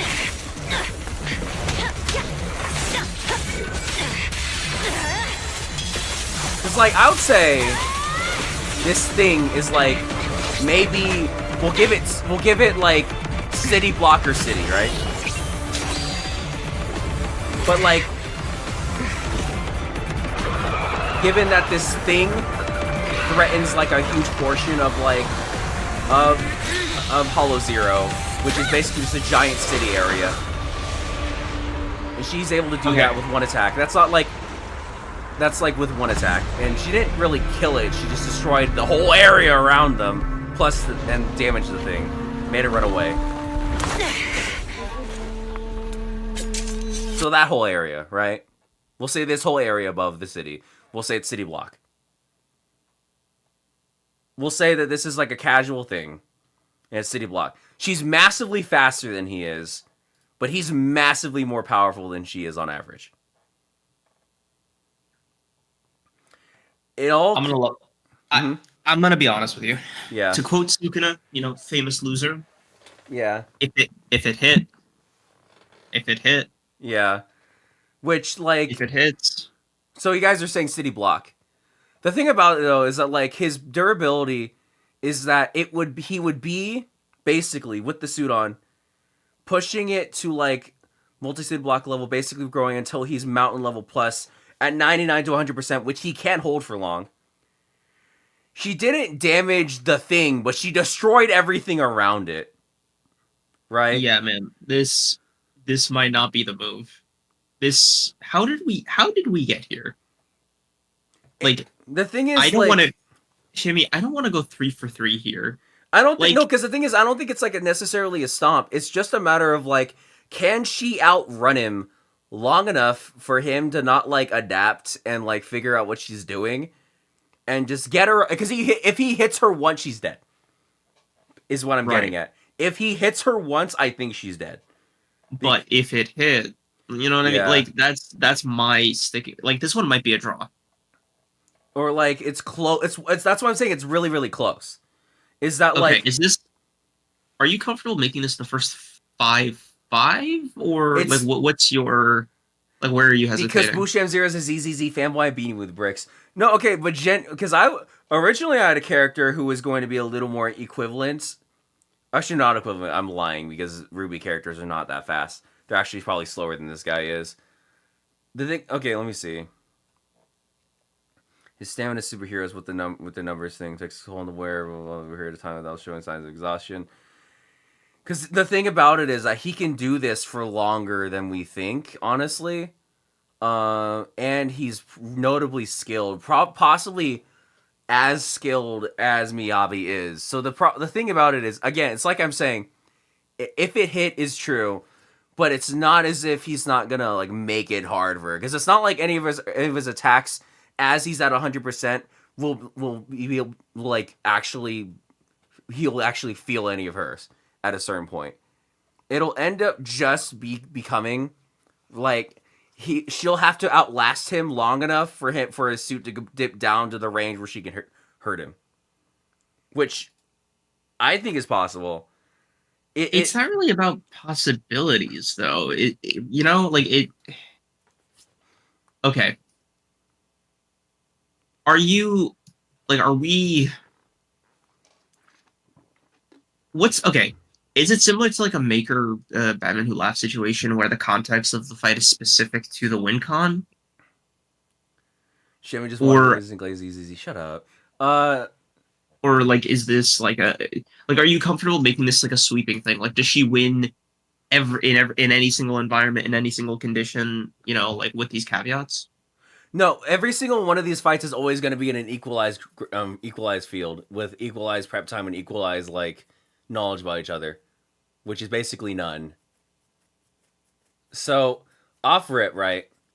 If we had the start of the fight, he's going to be like tanking enough. He's going to be like slower than her no matter what. Do you have any good stamina feats? The thing about that is she's basically sort of like outside of the knowledge that she has the title that she does, and outside of the news story, which basically like I guess if we count the news story where they shoved her inside of a VR world, and she was basically like holding off these motherfuckers without revealing any of her like abilities for at least like 24, 48 hours, right? She has the stamina to outlast him, I think, to be able to stop him. I think. Because, again, it is a matter of one hit, she's dead. Okay. So, is that enough of a... Like, okay, if we were put both on the on like the scale, right? I'd say more times than not she wins. Because eventually she's going to wear him out. Will she ever slow down? Like I guess like the endurance question is kind of like, will she slow down? I think she was also implied in the newest story to have done all this I described with an injury, basically. Okay, but if he gets like maybe he clips one of her legs or something. True. Like, it just like, okay, all he needs to do isn't even punch her, right? It's just if he can deal with her speed to any measurable effect, like even if it's just shrinking to his level. Yeah, like that's the part that's why I'm like trying, like I'm not agreeing so quickly. Okay, yeah. Okay, never mind. So you know what? Let me think about that. Because, oh, okay, but the thing about... Because he's just not going to sit there and take it, you know? Because I would say that, like, because ordinarily I'd say, like, oh, also the way her power works is it's kind of like this sort of mystical, like, ice fire shit. But then Kaiju number 8 characters do that. They have ice powers and they can fight. Okay, so you know what? Hold on. Also, like, this is assuming, like, no help from, I don't know, their familiars. This is also assuming, like... Well, no, well, in this case, their familiars are literally attached to them. So it's like... Yeah. No, what I mean is, like, thinking-wise... We should like, scale her to Juyuan, but she's, like... They were both the top of their class, but Juyuan wasn't as good as... And Juyuan didn't have it, like, wouldn't be able... Like, I guess the longest they would last is, like, a couple days.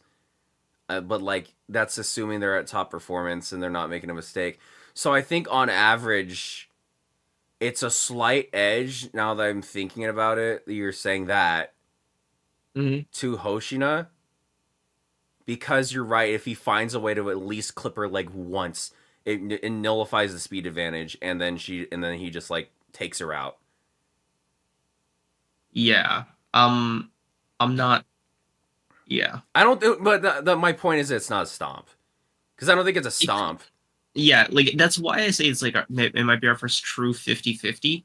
Because, like, it's just... You're re-strategizing? You know what I mean? Like... Yeah. Okay. It goes... The fight goes from being about, initially, right? It goes about, like, it goes from, like, trying to win to, okay, let me deal with the speed and then win. Right? Because, like, winning is such a... It's almost like a non-factor. Like, okay, how do I say this? Her problem is how does she beat and then kill him? Which is just outlasting him, yeah. Which, if he doesn't injure her, giving her the one advantage she has, then it's over for her. So it might... I'd say it's like... It looks like... It's still a 6-4, because I don't want to do decimals. But I think it's like this. Hoshino wins. Okay. Like, I'd say 50-50, but, like, I'm not mad at it. Well, if one wins. I don't consider it 50-50, because it's like, if one wins, then it's like, you know... Let's ask them. Let's ask these guys. I'm still laughing my ass off at Be So For Real. Yeah. Be so for real, man. Let's not lie to ourselves. You're so fucking serious. You don't mean that.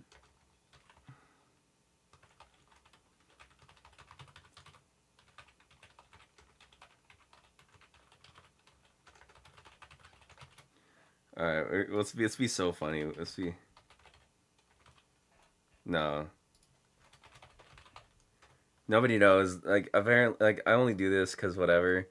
When we discussed it, it does become more clear that Hoshina has more ways to win this. Like, slightly more, if not just because he could just injure her and then stop this from happening. Yeah. Like, also, keep in mind, right, the scale of these injuries will probably be... Okay, if he clips her leg or something, it just might come off. Yeah. You know, like, these are... The slightest graze, you know, on his end will just have, like, disastrous It's like effect. if Jogo could constantly launch maximum meteors, right? Exactly. Literally, yes. Literally. Okay, yeah, okay. Because the way at least I see this is, like, if we do this in true death battle fashion, the way this fight goes... I'm still laughing at Piece of For Real. It's like they meet each other, they get the quick draw off. Miyabi's faster, he gets cut once, and the fight goes on. She's kind of fucking him up for a good little bit, and then the numbers activates, and he starts slowly being able to tank all of her attacks.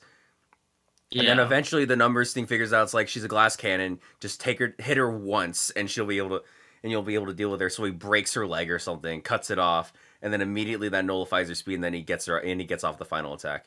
Yeah, like it's GG, I guess. Yeah, but it's the fact that he'll be super, like, fucked up by the end of the fight, right? He'll be.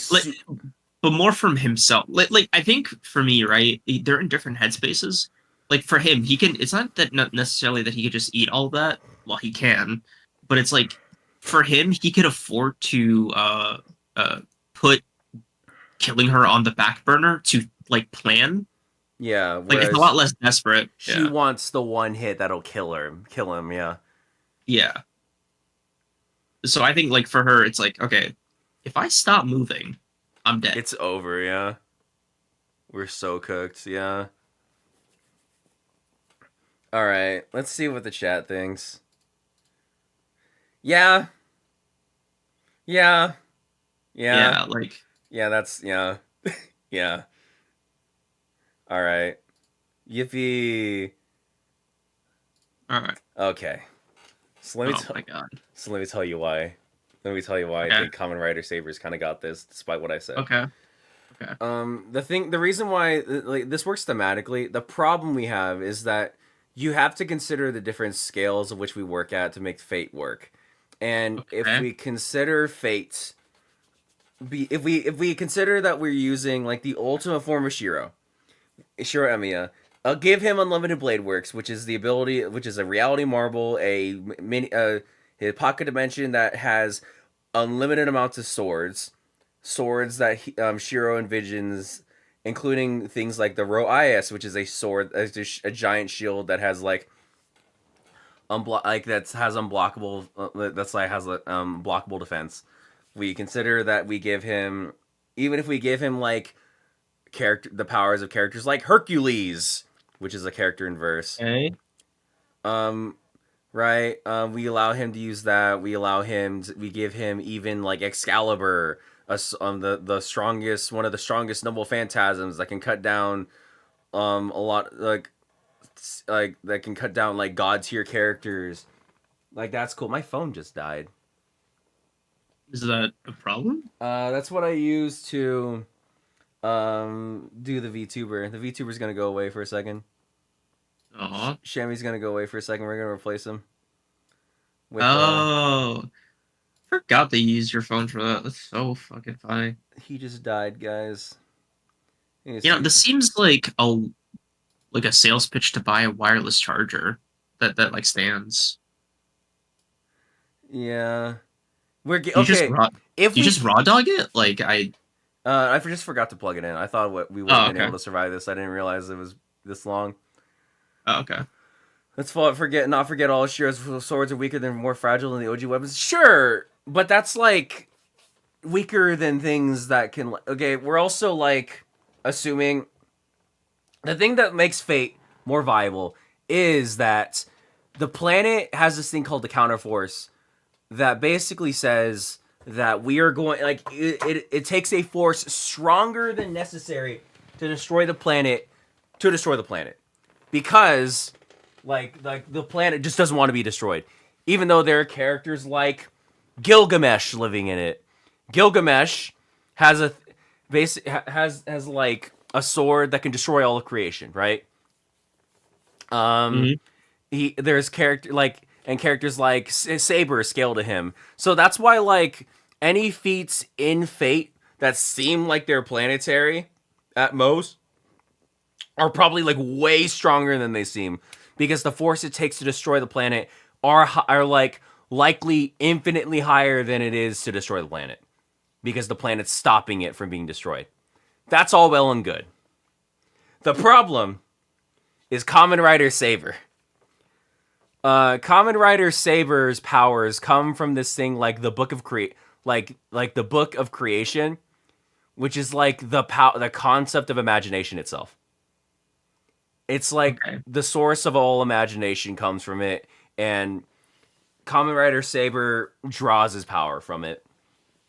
At a certain point, he becomes the controller of it at the end of the series to become Cross Saber. He has access to all these swords, and basically becomes like high tier multiversal. At a certain point with his powers. The thing, at least from my understanding, this is one of the more thematic ones, because it really does seem as though, for the way we discuss this, that as strong as Shiro does, as many defenses he gets, there comes a point where Kamen Rider Saber just gets too powerful for Shiro to be able to handle it. and just Shiro just dies. Like, it's not as interesting as I can make it out to be. Kamen Rider Double, that's why that's high key why Kamen Rider scaling so difficult for me at least, is that you always end up with a character. Kamen Rider Saber technically have reality warping powers. Yes, he not even technically he does.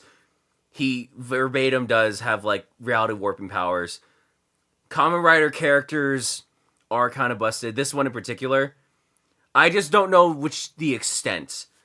I'm gonna even try to look it up. It's probably gonna be wrong anyway.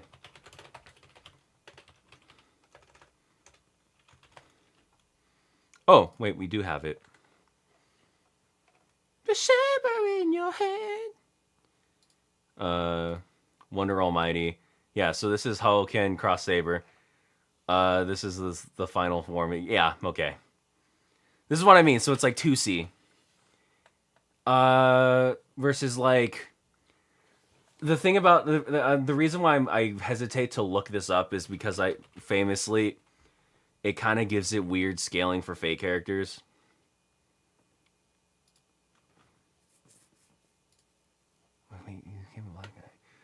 So like I don't even believe this to be true with you. To be honest with you, I don't believe this to be real. It's hard for me to like. We'll see if this. Yeah, I high key think, based off of what we're seeing here, it's just a stomp for a Kamen Rider Saber. Not okay.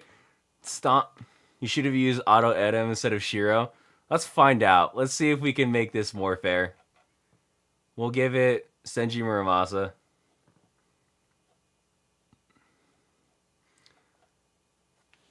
See, that's the thing that I don't get about this, is that like they say this site gives them this, and then you see where they're fighting. It's like multi-dimensional. It's like conceptual characters.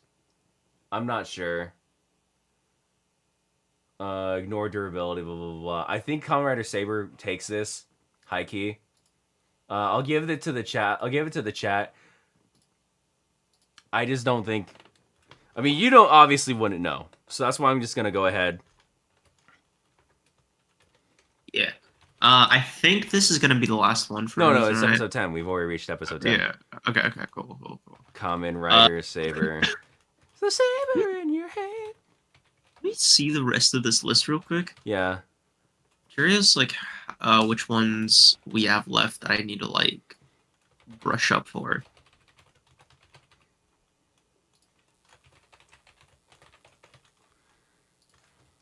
I think Kamen Rider Saber's got this. Yeah.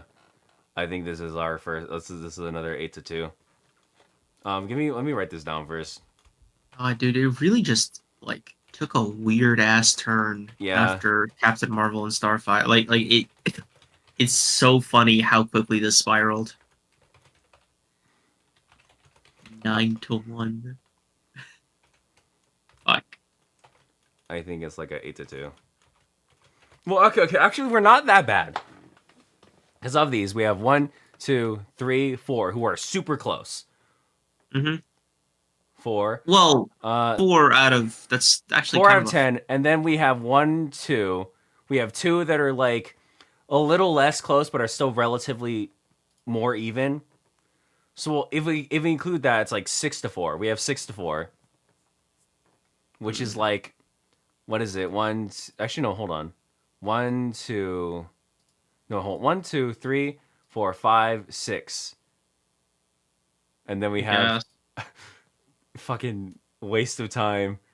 And then I mean that was fun as hell. Blade and Stomp, and then these two, right? So I think we're not as bad with it. Give me 1 second. Mm-hmm. We're not as bad with it. I think we achieved our goal of at least being a little more even than on average Death Battle is. Right. Let's real quick for shits and giggles. Let's cope for a second. Okay. Yeah, let's compare what you don't want to. I don't want to compare a first season. Let's No, compare modern. we'll compare we'll compare the most recent season before they ended. So Okay. we'll go. I feel like a new man. We'll do their first 10 episodes. Yeah. Yeah, I truly feel like a new person. Ant-Man versus Adam, fucking hilarious stomp. I think if you think Adam wins, you're on crack. Yeah. Also, Adam just. But I've noticed that like this is like I'm gonna call it the Starfire effect. The ones that have less lore, less screen time, just will be worse.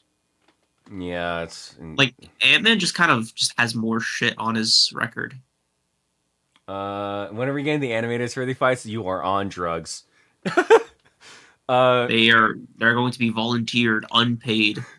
Skyrim versus Dark Souls, the Dragonborn versus the Chosen Undead. I'm pretty sure that was like Levels Infinity. That was our. This one's a stomp. Kill was not even like smelling Misaka's farts. It's not even close. Okay, so we'll give it a number. Give it okay. Using our metric. So basically, is it like this one is like our Starfire 8-2. Okay. This one's like our what was it? Our Gallantmon versus Dragonoid. So it's a 6-4. Okay. This one's a fucking 8-2. Right? 8-2. Okay. Stitch versus Rocket Raccoon is like off rip, who do you think wins that? Stitch? Yeah. Stitch survived being launched into a black hole that exploded with him inside and he was fine. Yeah. Yeah. Also true form Stitch with like 4 arms. Yeah. It's kind of Jover. I think that's another 8-2. I don't think Rocket Raccoon is anything that can use to stop it. This one was stupid. I think who won this one was stupid. There's no way they had Vader win. There's no way they had Vader. No. I mean, why do you think Vader doesn't win? What the fuck are you talking about, gang? Star Wars characters? Okay, listen. Star Wars characters generally scale a lot lower. Dude, Star Wars characters can like move around like black holes and shit. In like the books and comics, sure. We're subscribing. In like the books, comics, extended universe, sure.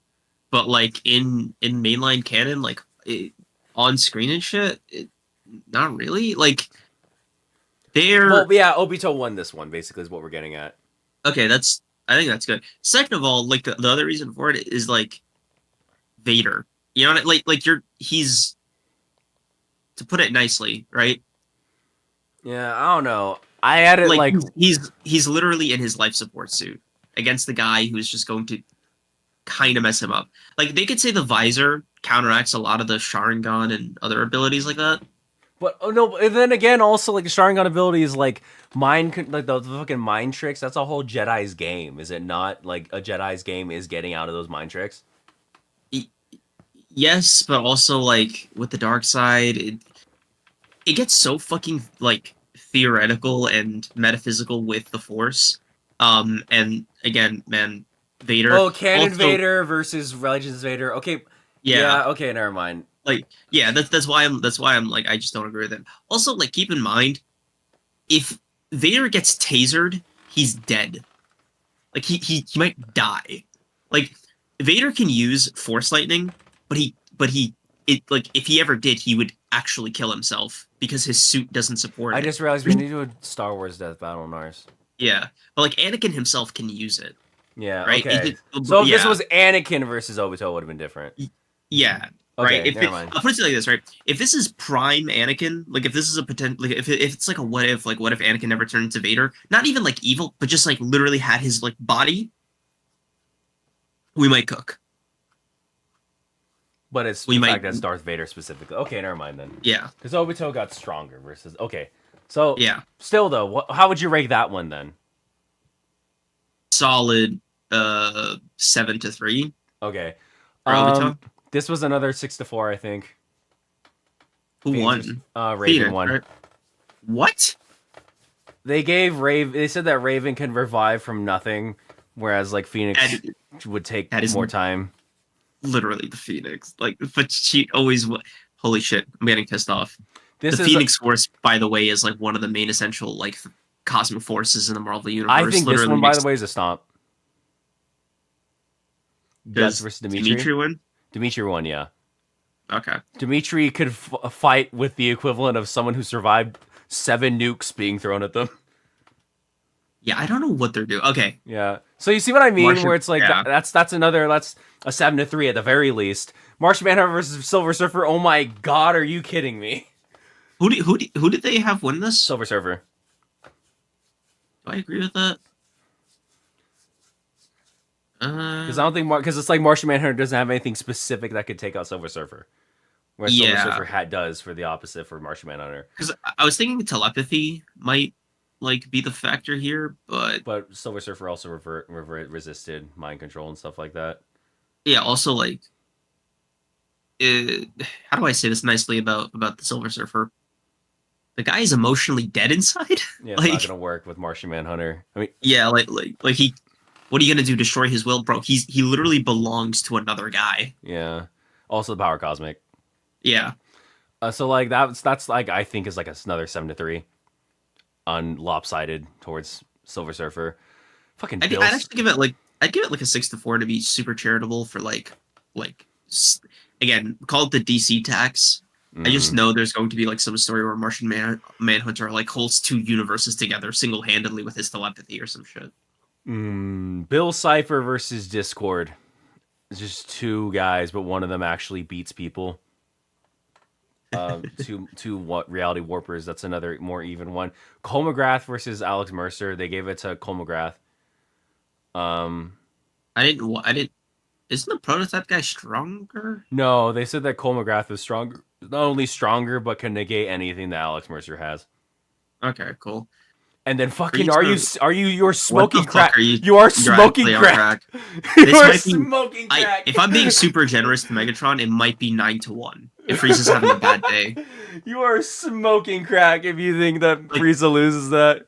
If this is Frieza and Namek in the chair while he's taking a nap with 2 arms tied behind his back and like he's poisoned and maybe with like no legs, he would still win 8-2. They gave Megatron some like dark matter shit, and it's like that doesn't matter because it literally Frieza's like billions of times faster. It won't matter. Also, current Frieza, like, or no, they put Black Frieza versus Megatron, dude. Dude, Black Frieza could snap away their planet, their galaxies, their solar systems. I'll show you after stream real quick because I just need to show you how stupid this is. Basically, I think we did pretty good, is what I'm saying. What we have next, yeah. So you know what, Self-Glaze, good job for us. Yeah, dab me out. So what we have next is this one, which will be less of a stomp than we think it is. I think. Okay. This one's gonna be so funny. Cosmo Wanda! I wish for Gumball to be dead! But Timmy, you can't wish for win a competition! Hey Timmy! We gotta stop this guy! Darwin, watch me take his fucking buck teeth out! Boink boink! Ah! Timmy, they took your teeth! Oh my god, bro. An apple away keeps the Homelander away.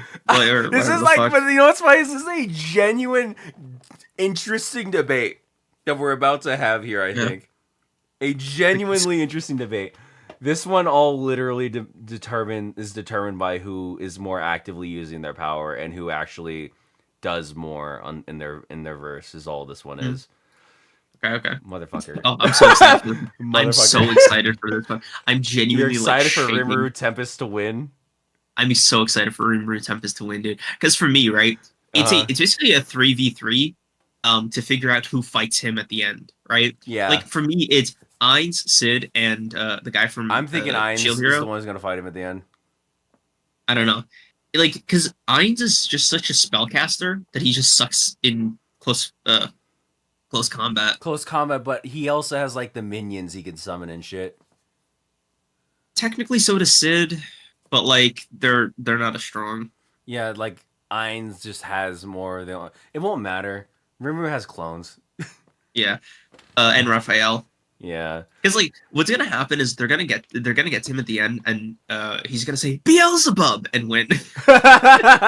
So really, it is just like just us discussing their powers. Like it's going to end with Rimuru eating one of them. Yeah, I'm gonna have so much fun with this one. Yeah, I'm gonna have so much fun with this one because here's the thing. It is. People are saying that Jin Mori's gonna win no matter what. I don't think so. This is gonna be a very interesting matchup because Jin Mori is all combat. He's all attack power, whereas our guy Sung Jinwoo here has very specific types of hacks and very specific sort of like abilities he has that like Jin Mori is gonna contest with. Basically all power versus like all hacks. You know? I see. You were gonna be fucking. I'm gonna.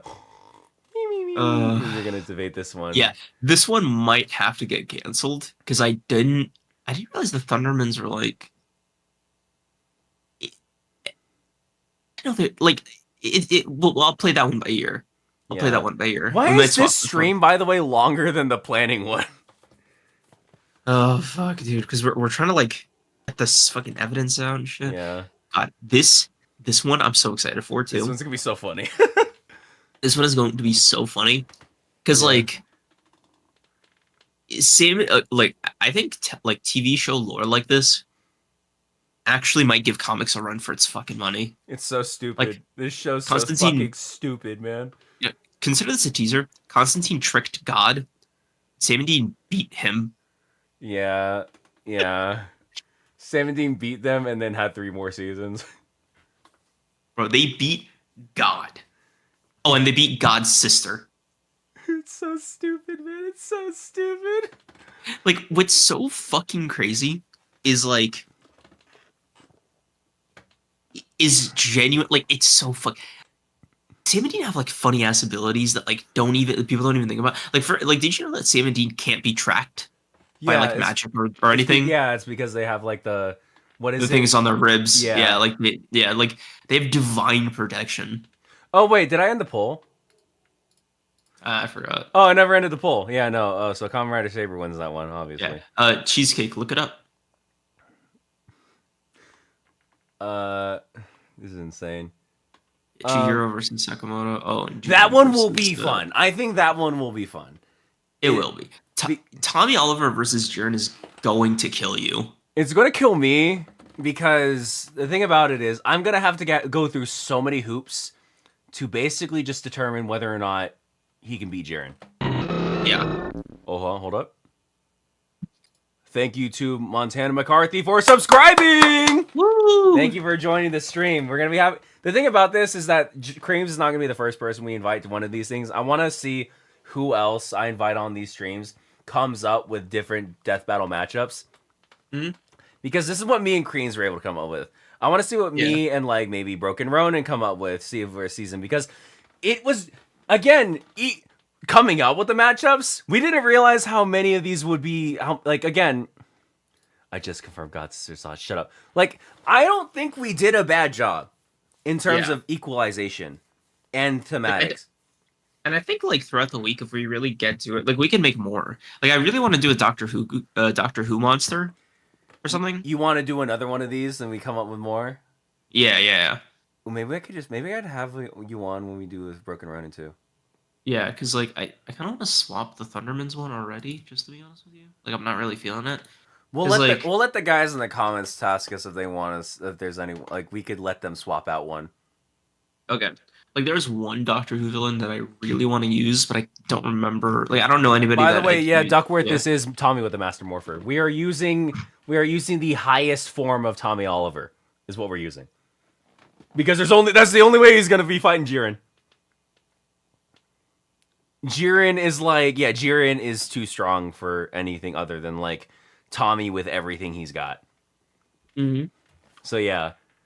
I think we're in for another good set of debates. I am most excited personally for this one. This one's going to be so funny.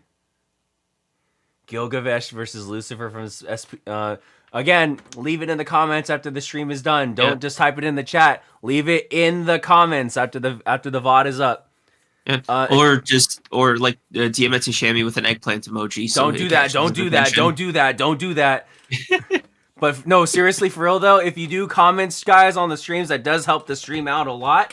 So does commenting, and so does subscribing. Emojis, yeah. Oh yeah, that too. You know what, Creams? If I don't see a comment from you on this stream after the stream is over, I'm gonna tickle your balls. Bet you won't.